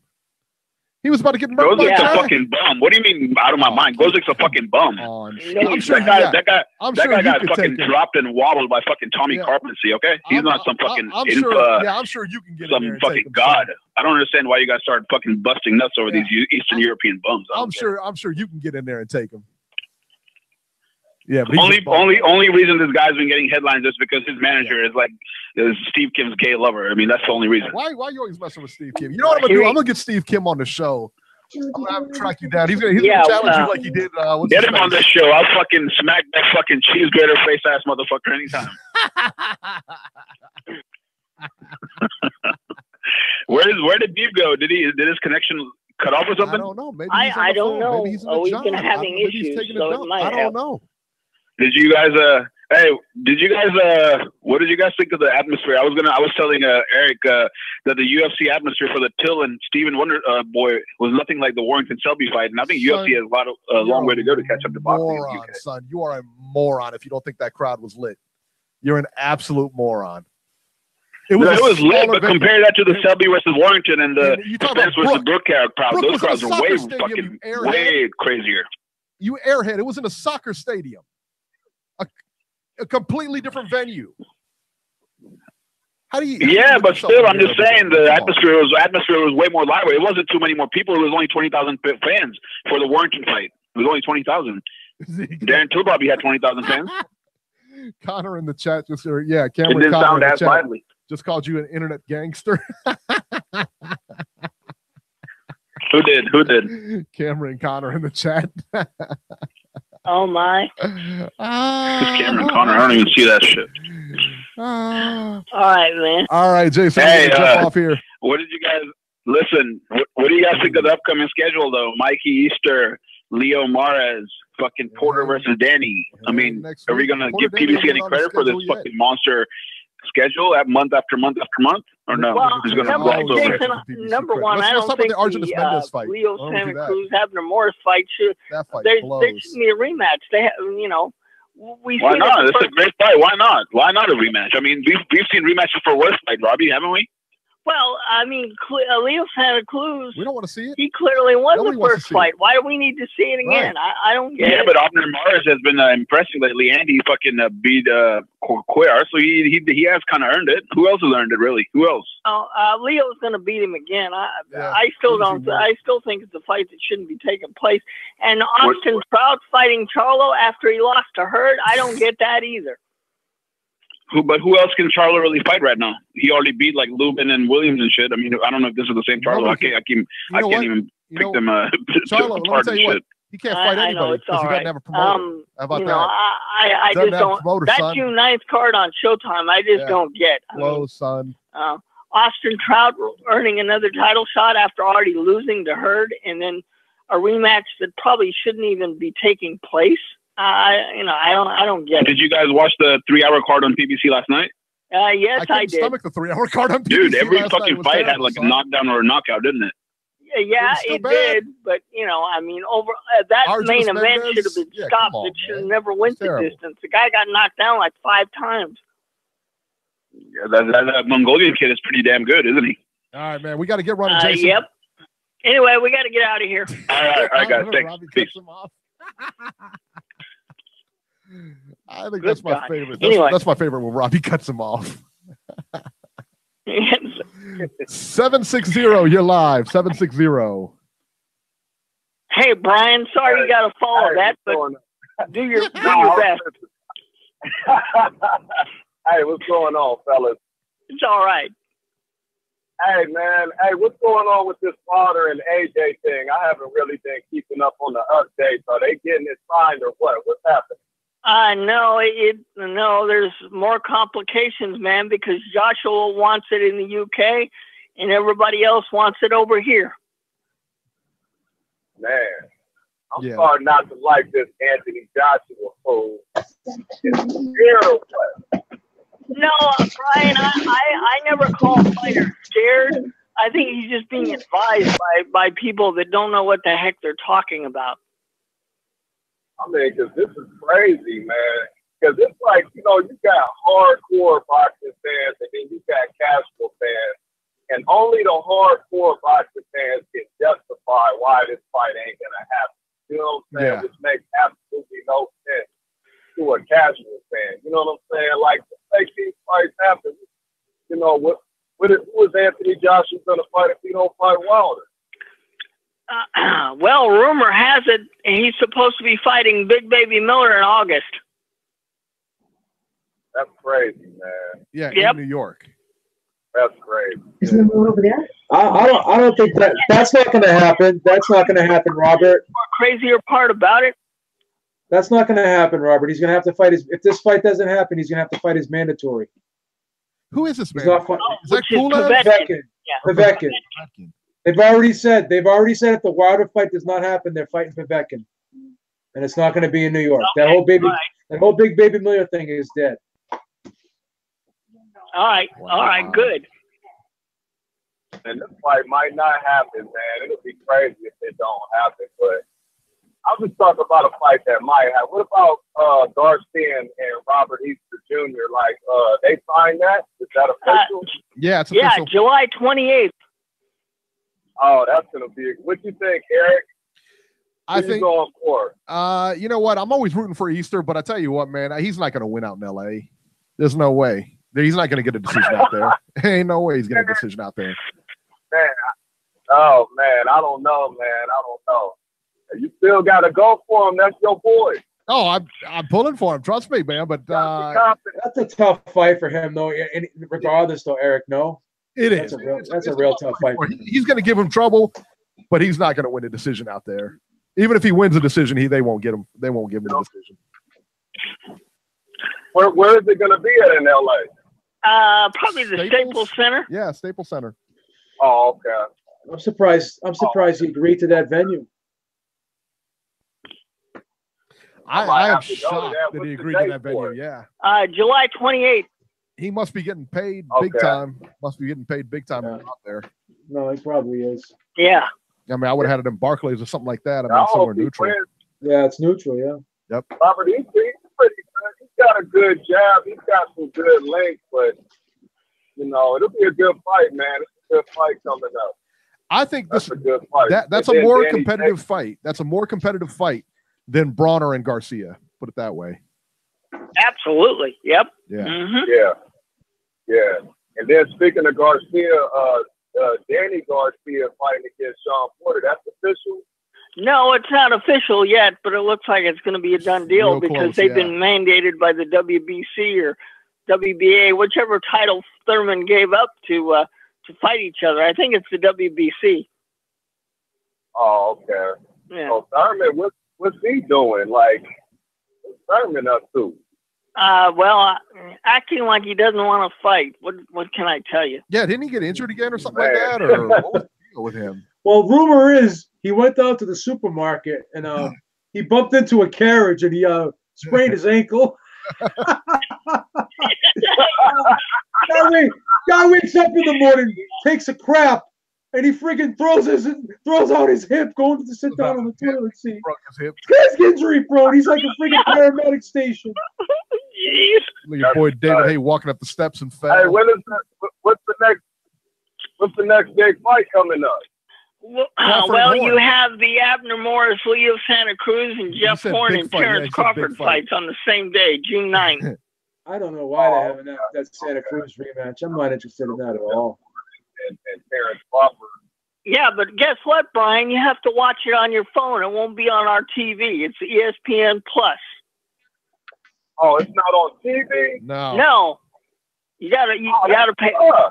Yeah. All right, Brian. Get their app. We'll sign up for the free week, Brian. That's all right. Don't worry. That's it. That's all we're doing. Customer code Beeb Industries. Free week. Yeah. That's a good idea. Yeah. Yeah. All right. Hey, thank you guys, man. I completed my updates. That's it. Thank you guys. Awesome. Okay, so happy Memorial Day. Thanks for the call. All right, you too. Take it easy. All right. There we go. Good call, man. Good call. Yeah. You'll be my new. Look at this. Terrible, terrible audio. It worked perfect earlier. You'll be my new. There you go. There it is. Hello, Georgie. What's up? Georgie! Ladies and gentlemen, they tremble when they hear my name. Georgie! We're Beeb. Did he ran away already? No, he's here. He's here. The Beeb. Hey, if you notice, Beeb had technical difficulties during Jason's call, but he's been here for everybody else. Yeah, I put the mute button on for a while, man. I was getting a headache. The kid goes, Beeb, let me ask you a question. The kid goes, Beeb, let me ask you a question. I start to answer it. Why you interrupting me? Yeah, I know. I know. It must be a bizarro world. Yeah. Anyway, go ahead. You having a lot of fun, buddy. I have fun every day. I deal with trials and tribulations, but I have a positive outlook on life. Yeah. Listen, brother, we can be having these hate videos on weekly basis. What's going on, Beeb? Oh, you don't like my videos? What hate videos? What hate videos you doing? I made a plea to Team Joshua to sign this damn contract. I want to see this fight. I'm losing sleep at night because this contract hasn't been signed yet. Well, I think Beeb Industries pleads with you. Then you got to listen. I mean, I'm just not feeling right now. I need this fight to happen. This is an insult to the sport of boxing if they can't make this fight together. You know? Oh, Beeb, you're going to have to come to the sad realization that ain't going to happen. Please, Georgie. That greed is going to prevail like always has. Please, Georgie. Want to invest your bubble, but it ain't happening.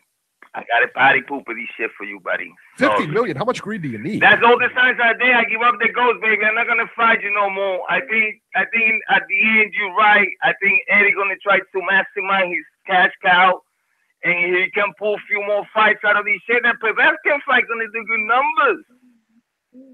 How much you think that's gonna bring? I don't think it's as big as this fight, though. I just don't. I don't see it. No, definitely not. No, but what would you say that would put 20 million on AJ's packet? We put 25. Probably 25, but it still is not as good as 60. I'd rather have 60 than 25 million, wouldn't you? Yeah, that's right. I mean, in two fights, you can make that 50 million offer. Okay, but in two fights with Wilder, you can make 100 million. Risk. Okay, but in two fights with Wilder, you can make 100 million. You know my question. You're not even letting me finish. Go ahead. Eric, go to commissioner. The man's insane. Listen, Steve. Yeah. But you know what I'm saying? So you know in two fights you're gonna make the same amount or really close to it with less risk. So even Peveskin is a tough motherfucker, but I think he's easier than Wilder. So why would you even do that as a businessman? Because we're always talking about prize fighting and prize fighting and prize fighting. So why prize fighting ain't good here no more? Because I'd rather make 100 million in two fights instead of making 100 million in four fights. That's just my thing. And it won't be on four fights. But it won't be on four fights. Top three. If he fights Wilder twice. He's going like a rocket up. Pretty soon they're not going to have a stadium over there to pack motherfuckers to go see him. Let's get that straight. So continue, sir. So what happens if Peveskin knocks him out? What happens if Peveskin knocks him out? What happens if he gets cut? What happens if he blows his knee out? What happens if he breaks his hand? Anything can happen in this sport. Let's go down the line. Vladimir Klitschko lost to friggin' Ross Purity, Lamont Brewster. Lennox Lewis lost to friggin' Hasim Rahman. All of them are called. Okay? Mike Tyson lost to Evander Holyfield. He lost to Buster Douglas. Anything can happen in this sport. You're one punch away from friggin' your career changing, turning tides, turning the corner in a split second on the turn of a dime. You're one punch away from that. This Peveskin fight is a hard fight. Now, the man's delusional. Somebody said this man. He got to be in 24 hours watch. Listen, Eric, I know his story or anything like that, but didn't Mike Tyson after losing to Douglas, didn't have the highest pay-per-view until not too long ago? Yeah, I believe the highest heavyweight pay-per-view was Tyson Lewis. It was back in 2003. But what year? But that happened after the fact, right? After he lost. Yeah, but he lost to Douglas in 1990, Georgie. It was a fucking drain. It was after 20. You don't need that belt, baby. It was 13 years later. It was 13 years later. Can take a loss. Go ahead, B. Go ahead. I'm sorry. Go ahead. It was 13 years later that fight happened. That's unreasonable. It was 13 years later that fight happened. And he was very lucky to get the fight. Listen, but that was the myth that he created, the legend of Mike Tyson. AJ's creating his own legend at the same time.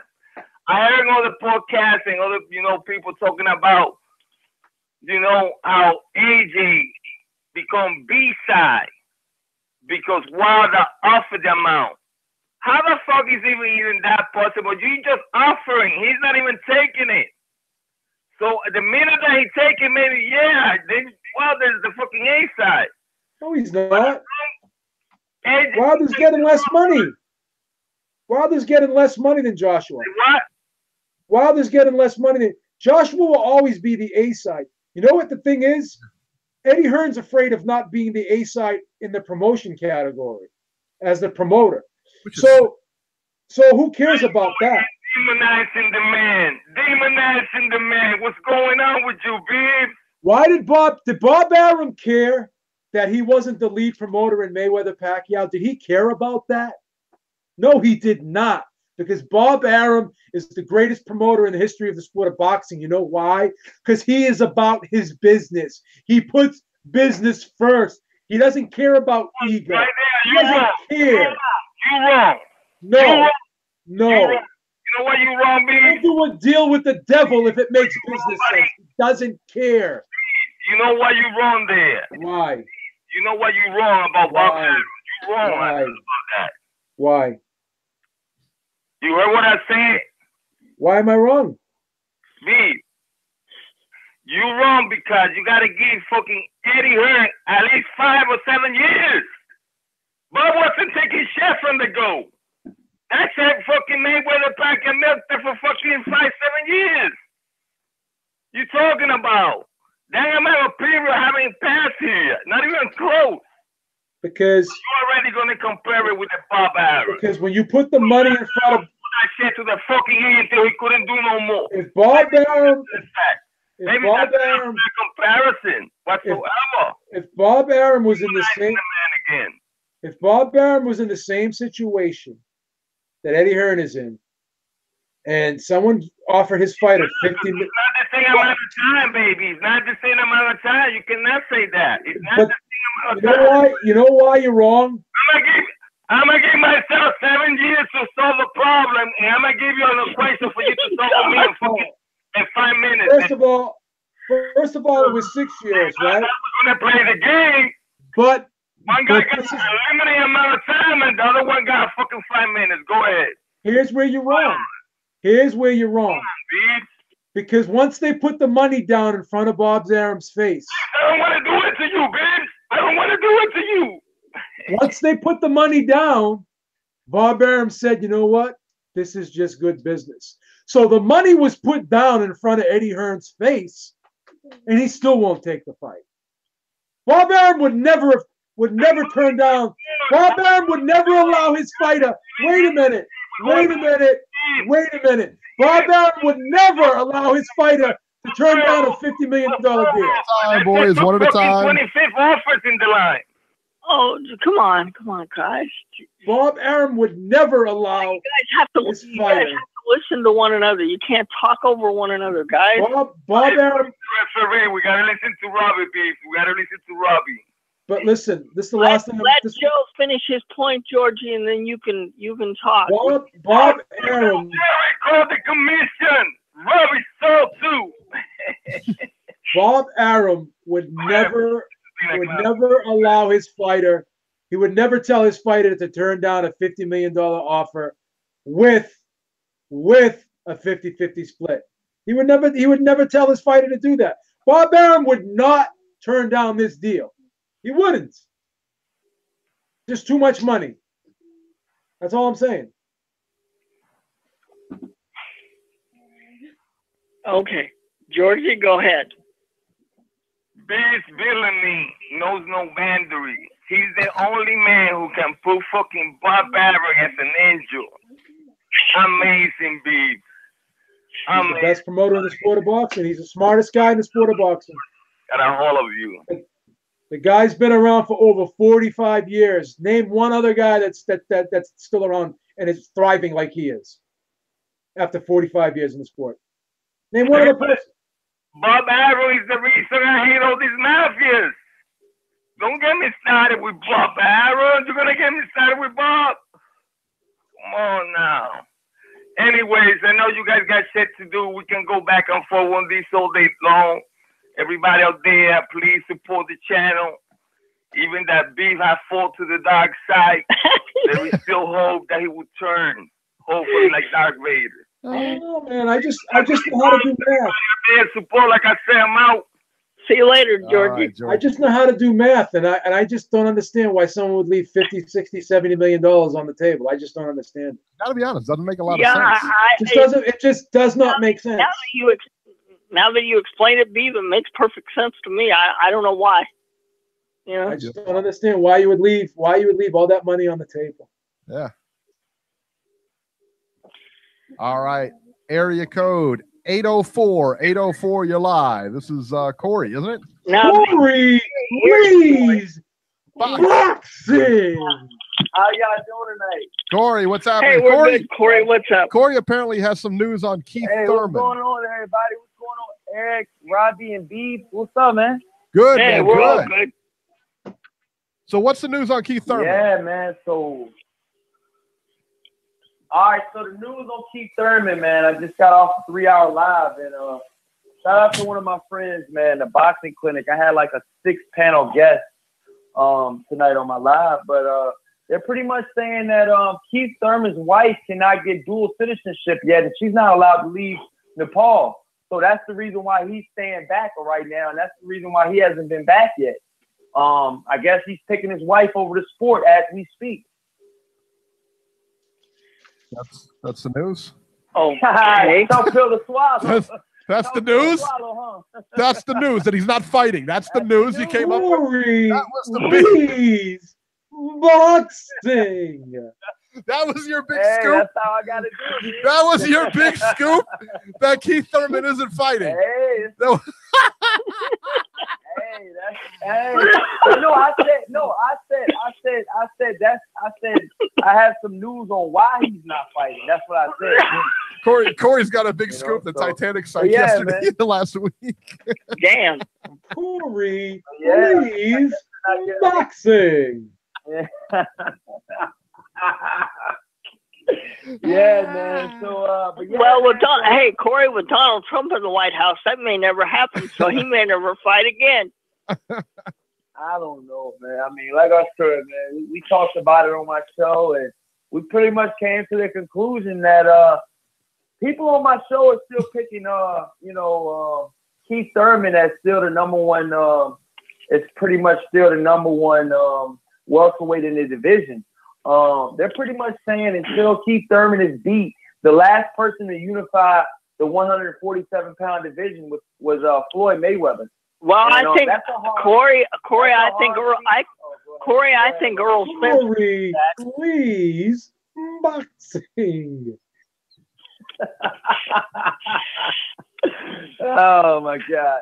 But yeah, like I said, man, my personal opinion about the whole situation is, I think that I know I'm gonna get some slack for this, man, but I gotta stand firm on what I said on my show, and I got a lot of heat from it on some of the brothers on my show, and it's a very diverse channel. But I'm saying I picked Danny Garcia as the best welterweight right now. Corey, I think Corey. Hold on, Corey. Let me explain myself. Let me explain myself. The reason why I think Danny Garcia is the best welterweight in the division is because I think he has the best resume. There's nobody that can touch his resume right now. I think he has awesome foot movement. I think he has great. I think he has great head movement. He's very underestimated when it comes to people picking Danny Garcia to lose. It's been time after time after time that Danny Garcia has been picked to lose. And let's be honest, he came on the better end of that stick, more times than not. Like I said, the Keith Thurman fight could have went either way. I've had some Keith Thurman fans that said he didn't look so good. That fight could go either way. Then I had some Danny Garcia fans say, hey, Danny didn't look good, Keith didn't look good. It was pretty much shameful on both parties. But I feel like, that fight should have been a draw. I feel like neither fighter, they were both champions. I feel like they both should have kept their belts. But hey, Shawn Porter and Danny Garcia is gonna fight for that belt. My personal opinion is I think Danny Garcia stops Shawn Porter in the later round. Shawn Porter has been dropped by a 135-pounder in Adrian Broner, and he's also been rocked very, very much so with Keith Thurman.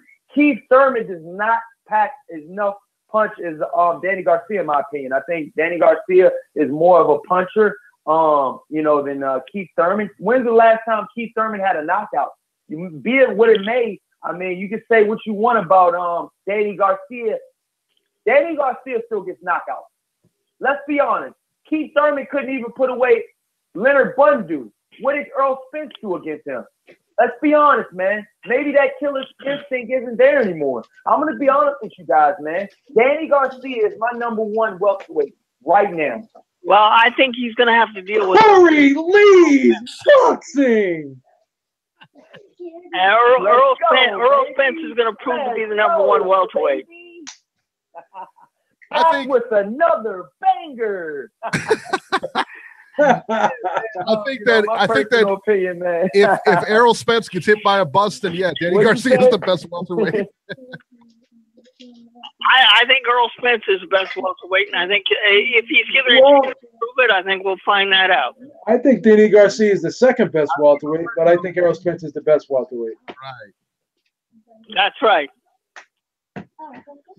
But that's what I'm saying, man. I just think a lot of people don't give Danny Garcia, you know what I mean? I don't think they ever give him credit. I don't think he'll ever be that key marquee, welterweight to the casual fans. They probably think of Danny Garcia as being a really good fighter to the casual fans, but the hardcore fans give Danny Garcia little to no chance on beating any of the top welterweights. Well, Corey, I know you. I'm not even done yet, Robbie.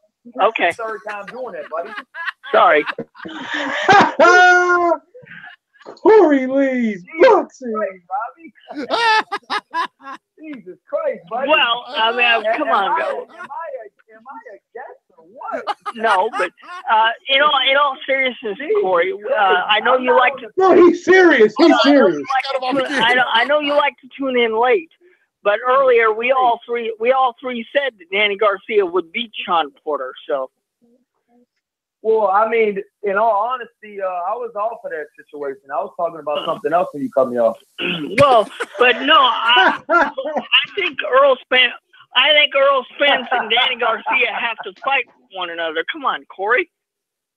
I mean, yeah, I understand what you mean, Robbie. Like I said, man. Yeah. I feel what you're saying, Robbie. But my personal opinion, Robbie, is that I think, like I was saying, my personal opinion is I think that a lot of, like I was saying, casual fans think Danny Garcia, I think casual fans think he's a good boxer. But us hardcore fans, us meaning not me, I'm talking about other fans, you know what I mean? Because I personally respect Danny Garcia, and I know what he accomplished. And I've been there through the up and down roller coaster he's been through. But, my personal opinion about Danny Garcia, hardcore fans, they pick against Danny Garcia. It's been time and time again that hardcore fans picked against Danny Garcia, and they came up short. They came up short. And they're going to keep coming up short because Danny Garcia, he's an elite 147-pounder. I don't care which way you chop it, man. And right now, man, my personal opinion is, the haters were there when he fought Lucas Matisse, and they're still their asses. So, hey, man, bring them on, man. My personal opinion is I'm riding with Danny Garcia, and that's what I got to say about that. Moving on, though, Inoue knocked him out. Like I said, can I get some love for that? He's been on Inoue. I got to give you credit, man. You've been on that Inoue train a long time. Come on, can I get it? Yeah. Come on, man. You got it. You've been riding with it. You've been riding with he called it. He did a good job. Just like for 10 years, I was riding with Tyson Fury. You rode with Inoue. That's it. It's just like I was riding Tony Bellew. Just like that. Oh, I'm sorry. Yeah. Good job, Corey. Thank you, man. I really appreciate that, man. I really appreciate that, y'all. But my personal opinion is I think Inoue's next move needs to be, I think they always say your next move should be your best move. And my personal opinion is I think Inoue has to unify.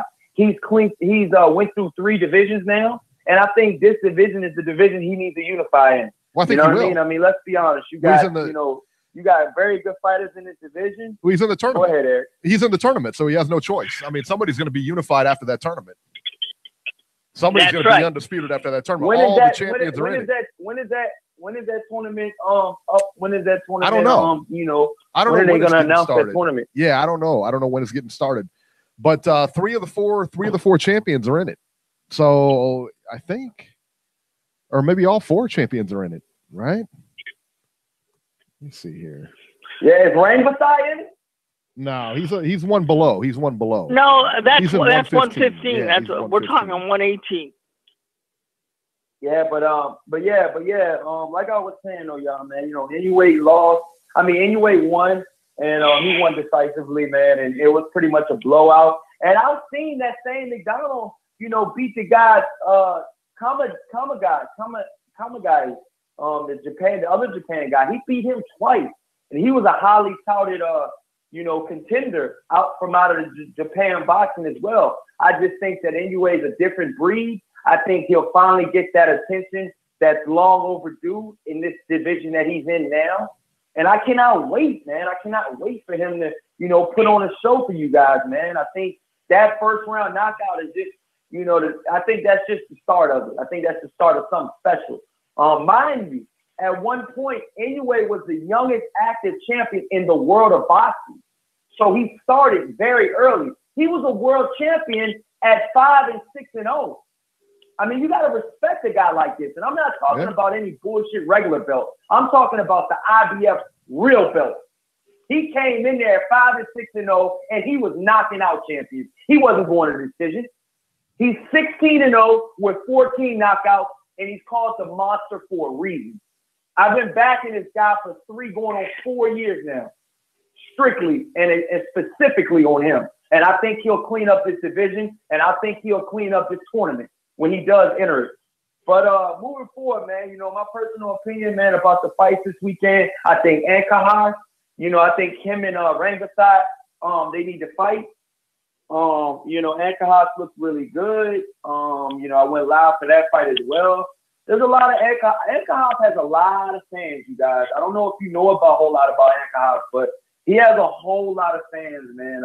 Any video I do on Ankahar gets a lot of views. And and it's one of those type of deals, man, where Ankahar has a lot of he's Filipino, right? Yeah. He has a lot of Filipino. His Filipino crowd follows him. And like I said, man, he showed out. I think his last fight this past Saturday was in California. And he showed out, man. And I seen on that televised card, I seen Jose Ramirez. They interviewed him. They didn't want to say anything about Regis Progress. Regis Progress just got stiff, man. He was the #1 WBC contender. He's fighting another guy that I had never even heard of, an undefeated guy for no belt. I mean, Jose Ramirez should be ashamed of himself, man. Bob Arum did what he was supposed to do. He protected his fighter. But goddamn, when is enough, man? Regis Progress was the #1 contender. He beat everybody he was supposed to beat. He beat Ndongo, and he beat countless other, people on his reign to that #1 contender spot. They went to purse bid. Bob Arum giving the rope for dope. 90 seconds. It's utter bullshit, man. It's utter bullshit, man. If nobody else is going to plead Regis Progress's case, I will, man. There you know you what I'm go. saying? I will, man. Corey. I think it's blasphemy that he's not, fighting right now. What's up? Where can we find you at? Oh, cutting me off? All right, man. You can find me at Corey Lee's Boxing. Peace and love, man. Corey Lee's Boxing. Corey Lee Boxing on 60 YouTube. seconds. Go find him on Corey Lee Boxing at YouTube. He's got a great channel going on there. He's got good panel guests and everything like that. So go follow him. 970. 970. You're live. Oh shit! You guys become people off nowadays. I love this fucking show. Yeah, hello, Hand-Raps. Long time no hear from. What's up?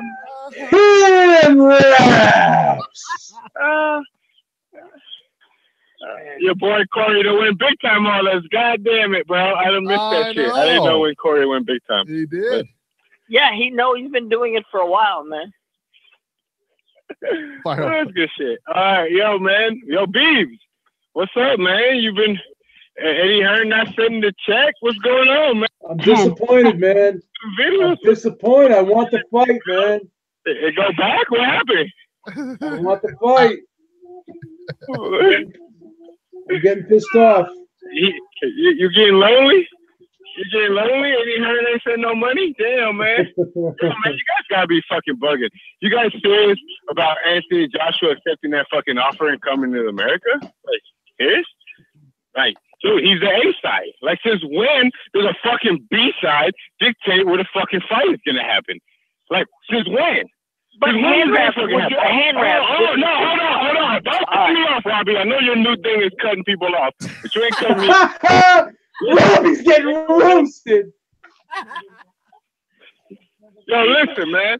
So Wilder's got a promoter who ain't said shit, by the way, who's hiding in the back, saying he's putting up the money. So now they're the A side, right? Because they putting up the money. Is that how it works? Right, B? That's how it works in your book, right?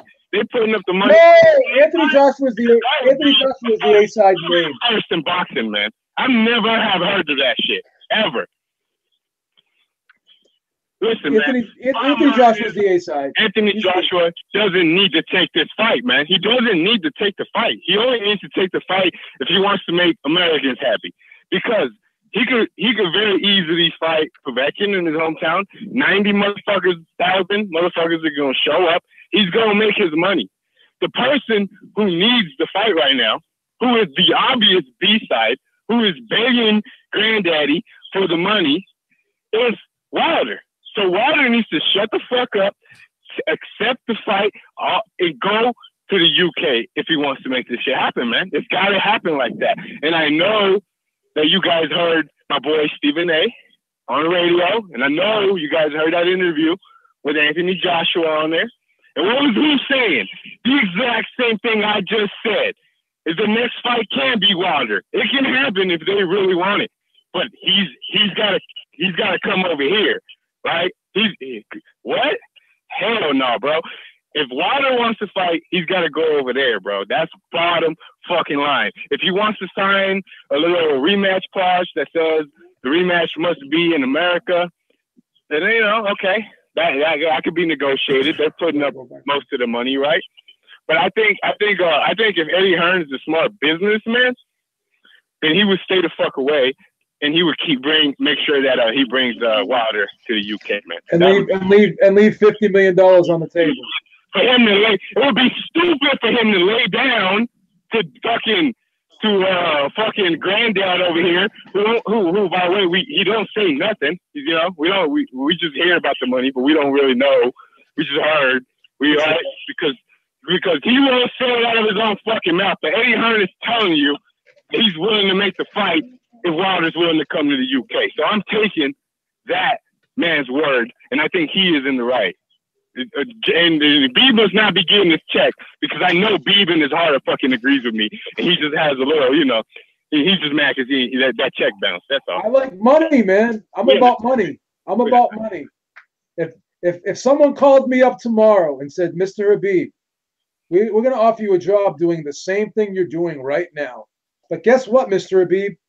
We're going to give you double what you make now. The words yes will come out of my mouth before the phone hangs up.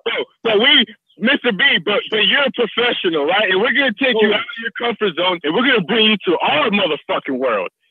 Would you be okay with that, Mr. B? Because you can make out of the comfort zone. Doing what the fuck you already are doing.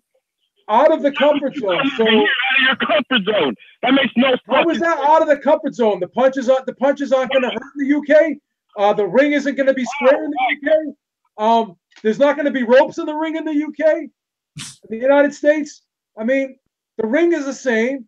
Okay, the gloves are the gloves. He's running boxing. Where you at, Beeb? That check must be bouncing. I swear to God, because this used to be your words. The UK runs boxing today, bro. There is no boxing scene in America. Who the fuck goes to these fights? 12,000 fucking people. We got more games at soccer fucking stadiums, bro. Here in America, the MLS gets more people in the fucking stadium than boxing does. Give me a fucking break, bro. 90,000 people. I know that HBO will not back it. I know they're not getting that $50 million check. But, bro, the UK runs boxing. Anthony Joshua is the gateway to making sure that UK stays in the forefront of boxing. And if they just let his ass come over here and get a fucking bad decision or a fucking ass whooping or even a fucking KO from Wilder over here, dude, that's it. UK is not in the forefront of boxing. They're just down the ship. So in order for America to take that ship back, we got to go over there, bro. I'm 100% with Anthony Joshua. No, I'm not a fanboy. I actually think Wilder's going to win the fight.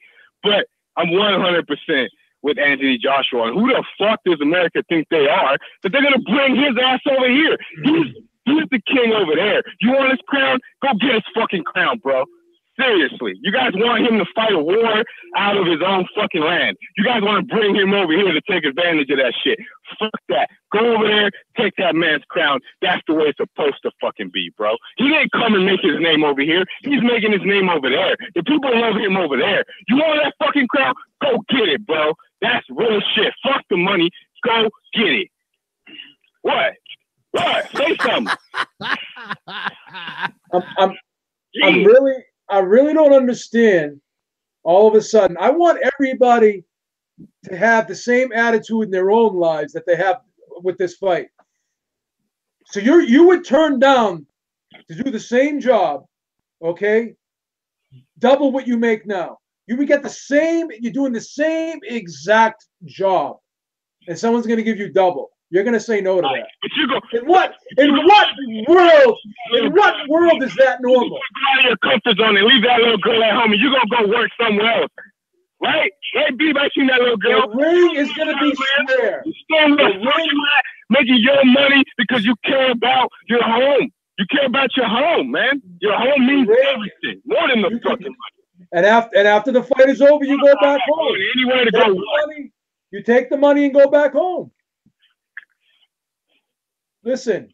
The highest grossing UK fight in history, $53 million. The highest grossing fight in America, $600 million. Canelo Triple G, $130 million last year. $130 million last year. Anthony Joshua's fights. Bro, nobody knows who the fuck Anthony Joshua is, though. You can't compare that, bro, because it's not fair. Anybody saying that this is a super fight in America and we fucking can't wait to fly our asses to Vegas to go see this fight. It's a super fight. I'm calling bullshit right now. Because Charles Barkley will be ringside. My grandma don't know who the fuck Anthony Joshua is. Reggie Miller will be ringside. Charles Barkley will be ringside. He's even less of a star, bro. That's not a fucking $600 million fight. It's not. No, it's not. It's $100 million. But it's $100 million fight. Let me jump in here. Okay, so if he's not not known, if he's not in the fight won't generate X amount of dollars, then why is the fight being offered here? Clearly they have the money to pay him. Proof of funds, everything like that, all checks out. He's going to get $50 million. Eddie Hearn has said it'll be a 60-40 split in favor of Joshua in England. Wilder gets $12 million, Joshua gets $20. Okay, which would indicate to me that no matter where you slice it, there is more money to be made here. Is the fight, in your opinion, that important to him that he will take a $30 million cut and go to the UK? You know, that's crazy, man. I understand why people are saying he needs to take the money, but if I was in his position, I would look at it as basically, am I willing to sacrifice everything I've worked for by, build my own brand in my country, bringing all the attention to myself everything I've worked hard for, just, pretty much go make a run for the money, bro. Make a run for the money because say whatever the fuck you want because all you motherfuckers are bitching about Alley Bird a few fucking months ago. Yep. So don't give me shit about him not knowing that the judges are not going to be on his side. Him not knowing that he ain't got the 90,000 behind him cheering. Don't give me that. It ain't going to affect him bullshit, bro. You just seen, you know, we watch NBA playoffs. You see how much fucking home court counts, bro. No, it's a different ball game, bro. Just to go get that ball game, bro. This fight is not a guaranteed win for him. He knows that. If it was a guaranteed win for him, if this is a fucking nobody, he's just coming over here. Hand reps. Hand reps. Hand reps. Go get that hand reps. What are you waiting for? But no, bro, this is a fight he can lose. This is a hand reps. Right. Hand reps. Listen, hand reps. In, bro. No, give me the $20 million cut and bring his ass to my yard, bro. All right, listen, hand reps. He could go over to the Wilder can go over to the UK, and that right hand is still going to be as dangerous, right? He can land that one punch, and in the UK, he could still knock out Anthony Joshua. Fuck the judges. This fight's ending in a knockout. One guy's got a 95% knockout ratio. The other guy's got a 98% knockout ratio. This fight doesn't need judges, number one. Number two, wait, let me finish. Wait, number two, Wilder knocks him out in the UK, lands that right hand, right? He just got knocked out for $30 million less than he would have gotten, or $40 million less than he would have gotten if he got knocked out in the United States. It's a dangerous fight. You could put this thing in a you could put this fight in a freaking high school gym. It's still gonna be a dangerous fight. Both guys can hit, and Wilder can knock you out with one punch. So why risk? The risk is dangerous no matter where it is. Why leave $30 million on the table? It's irresponsible. To have Game 7 in their home court, bro. The Warriors would pay. They're not getting punched in the face. Game 7 in They're not getting punched in the face. Bro, it matters a lot. Not in this game, it doesn't. They're not getting punched in the face. I know they'd like that. It matters in a fight where you got to dig deep. And everybody in the crowd is cheering for the other man every fucking right hand he lands. It matters a lot, bro. A lot in the sport of boxing. You need that crowd behind you, bro. When that man lands a right hand, it doesn't matter. It doesn't matter. The punches are going to hurt the same way they hurt in the United Kingdom as they hurt in the United States. It matters. Fuck the $20 million. If Wilder wants to fight, he's got to go to the UK. It doesn't matter. He can get knocked out anywhere. Why get knocked out for $30 million less? Why get knocked out for $30 million less? He can still get knocked out in the UK. So what do you think? What do you think? The crowd can't fight for him. The crowd's not going to be taking the punches. The crowd's not taking the punches. Two bums. If you want to come to take this fucking crown that I ran for, you got to come to my turf, bro. So why does that all go away? Why does that all go away in one fight? Why does that all go away in one fight? All that he built goes away in one fight? That disappears because he fights in the United States? No, that gets enhanced. That becomes bigger. You're a world champion, not the UK champion. You're the world champion. Let me jump in real quick. Let me jump in real quick here. Hang on. Let me jump in. Let me jump in. Champions have gone to the UK, huh? Errol Spence. Errol Spence. Gerald McClellan lost his life going to the UK. Not life, but he lost his quality of life going to the UK. Very much. Who? Exactly. Nobody. Gerald McClellan, Errol Spence, Tim Bradley. Man, fuck that. Errol Spence did not be the real champion in the UK. Come on, man. You better than that, Beeb. You better than that. Come on. Kell Brook wasn't a good champion? James DeGale came over here. James DeGale came over here and won a split decision. James DeGale came over here and won a split decision. Yeah. Joe Calzaghe came over here and won a split decision. It can be done. Over here. In split positions. Listen to what you're saying. Listen to what the fuck you're saying. They came over here to split decisions, bro. But they clearly won. What have we gotten ourselves into? You're crazy, Beeb. You know what? You know in your heart.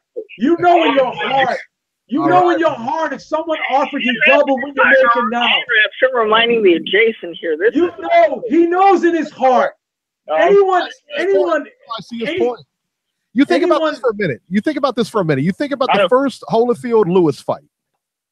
Think about the first Holyfield-Lewis fight. That was a 9-3 fight at the very most. A 9-3 fight, maybe a 10-2 fight. And they called it a draw. I see where he's going with this. That's right. But my point is, he's leaving 30, according to the numbers that Hearn gave. According to the numbers Hearn gave, he's leaving $30 million on the table. Now the question is, for AJ to say, I mean, he must feel like, hey, he's going to get robbed over here if it goes to a decision, or referees can make, whatever the case may be. He feels like he's going to get robbed. So for him to leave $30 million on the table and go back to England to want this fight and say, I'm not going anywhere else, to me, that's a silly decision. But it's his decision. And everybody knows he is the A side. So if he wants to leave $30 million, that's on him. However, Wilder doesn't have to take the deal. Because Wilder, if they said it was a 50-50 offer, they said that Wilder would get close to $50 million. A lot of money out of this. Now, will that happen? That I don't know. But I tell you what, even if for $30 million is a big deal, and he won't get that. So whether Wilder thinks it's in his court then at that point, I don't know. But yeah, there's definitely valid points for AJ not fighting here, for sure. Valid points. People who sit there and say that they would not take an offer that is double what they have right now. They would not take a job, would not take more money that's double your salary. That's life-changing money, doubling your salary. You wouldn't take that. I guarantee you, if somebody offered me that kind of money, I'd be signing now. Everyone is sitting there. Crazy, man. Man, you guys are crazy. I raised 2 motherfucking kids, and I got an offer to make more money to go to downtown LA, man. And I thought about my motherfucking kids first. And I'm not moving to downtown LA for more money for my kids, bro. To double. And no, I'm not fucking doing it because I care about my kids and I'm not fucking doing it. So there are circumstances in life where you should not sell out for the fucking money, bro. You should not fucking do it. I think this is one of those positions where AJ, bro, if there has ever been any, bro, if I'm a champion and you try to take me out of my comfort zone and you like, yo, man, 50-50, and I'm like, nah, and then all of a sudden you come back with $50 million. So then he just exposed. So then he just exposes himself as being a champion. So he just exposed himself as being a champion that can only win in the UK. He's not a true world champion. Oh, well, that's a that I'm proud to live with, bro. You come beat me at my house, bro. Fuck it. What? What's wrong with that? That's like Superman. You take him out of the yellow sun, and who is he? He's just a regular man. He's just a regular man. You take AJ out of the UK, and you're saying he's just a regular man. You're actually diminishing the guy as a champion by saying that. You know that, right? You're diminishing him as a champion.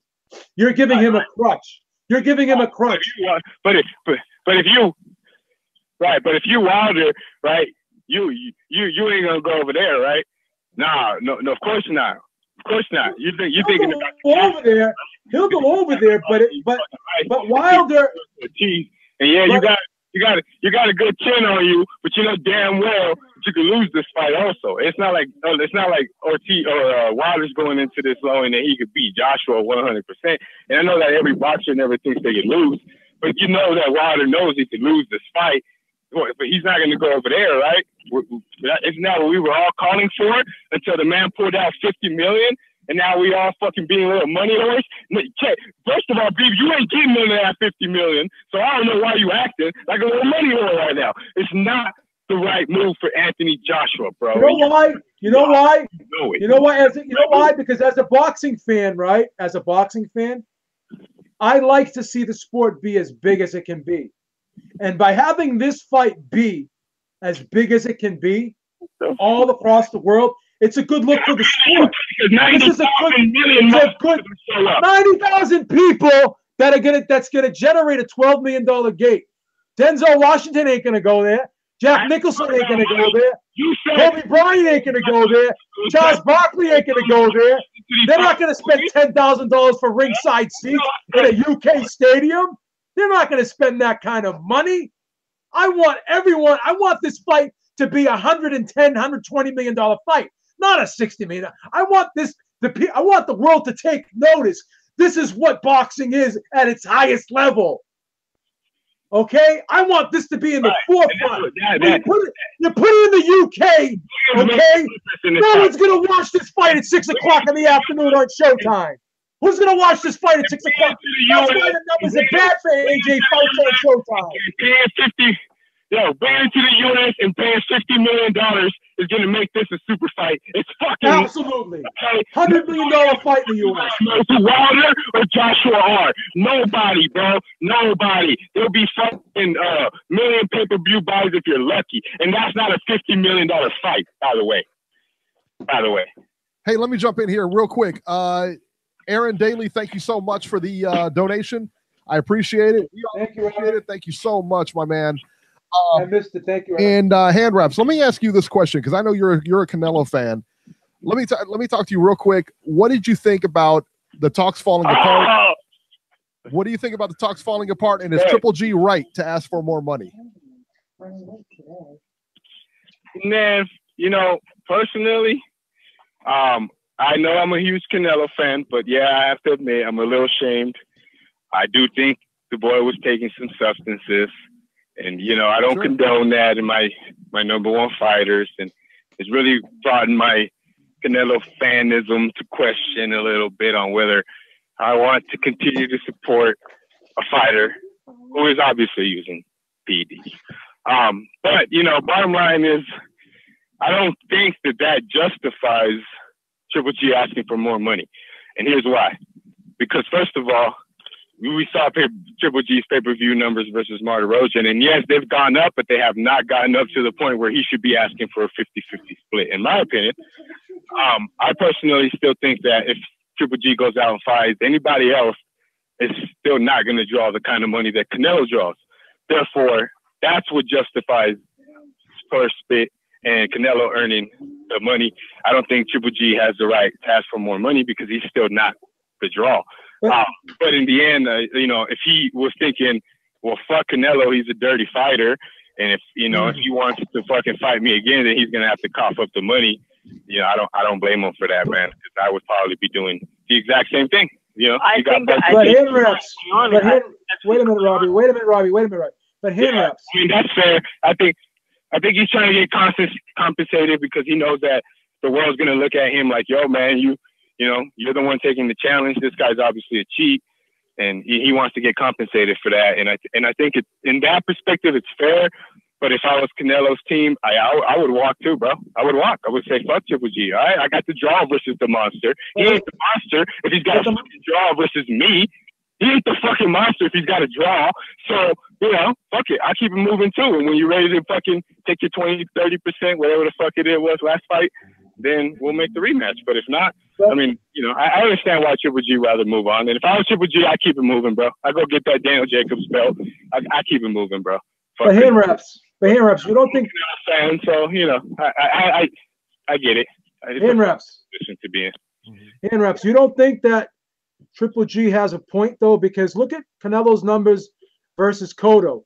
Look at Canelo's numbers versus Chavez Jr. Both of those guys are supposed to be bigger names than Golovkin was. But Golovkin and Canelo together outperformed both of those events. So you don't think that Golovkin has a point there because he did bring a lot to the table. Because this fight with Canelo and Golovkin did substantially more revenue than the Cotto fight and the Chavez Jr. fight. And both of those guys are supposed to be bigger pay-per-view names, and they've done better numbers pay-per-view wise than Triple G has by themselves, right?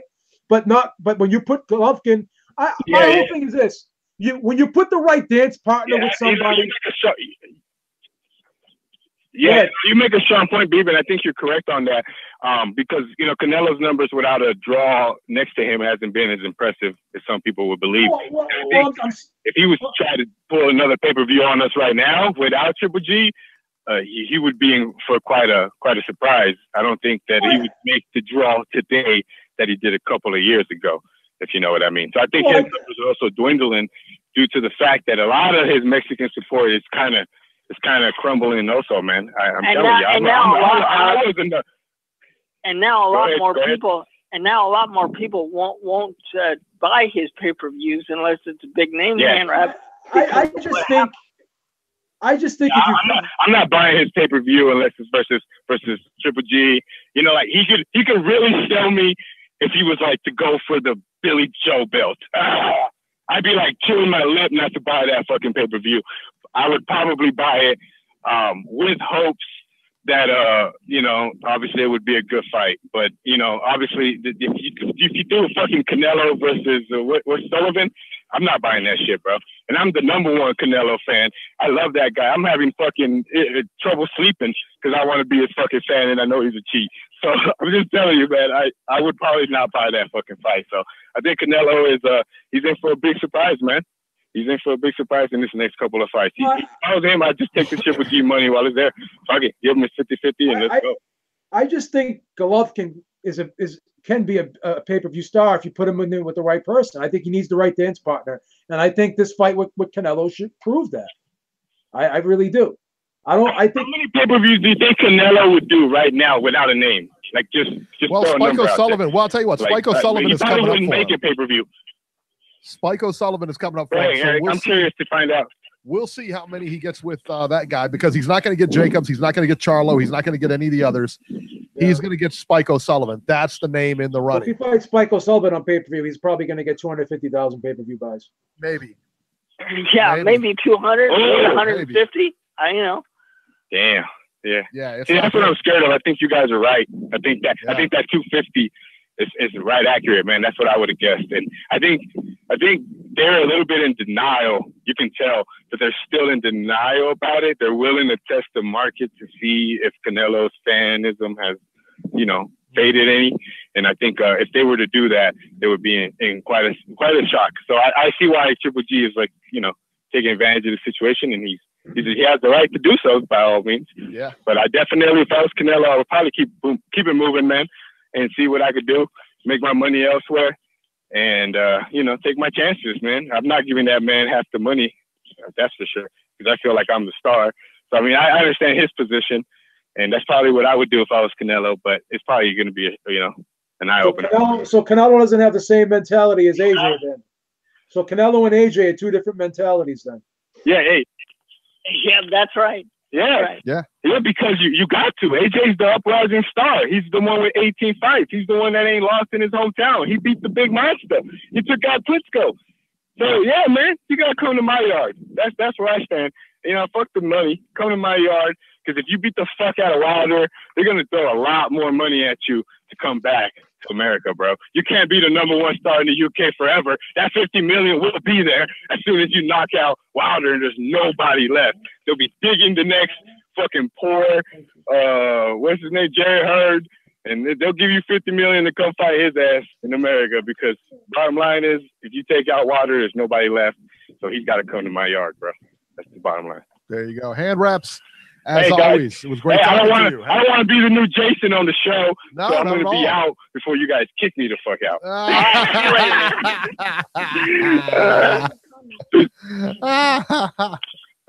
I don't know, man. If somebody offered me that kind of money, I'd be signing, and I'd do whatever. And it's not like one fight is going to destroy everything that he's. That's what I don't understand. So one fight is going to destroy everything he's built in the UK. I don't understand how one fight in the United States. So because he comes to the United States, then when he goes back to the UK, is everyone gonna turn their backs on him because he didn't fight this fight in the UK? No, I don't understand that. No, I don't. You gotta think, man. This is a young guy. He's just got this, and this is a big thing for him. This is a big deal for him. Wilder's got 0 to lose. Wilder's got absolutely nothing to lose. But Joshua has got a lot to lose. And the only thing Joshua sees is that first Holyfield-Lewis fight. He really does.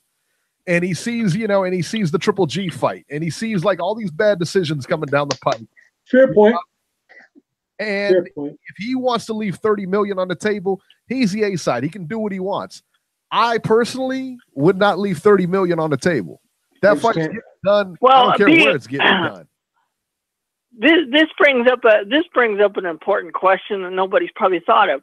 Has there ever been a real bad decision in the UK that would scare fighters from going over there?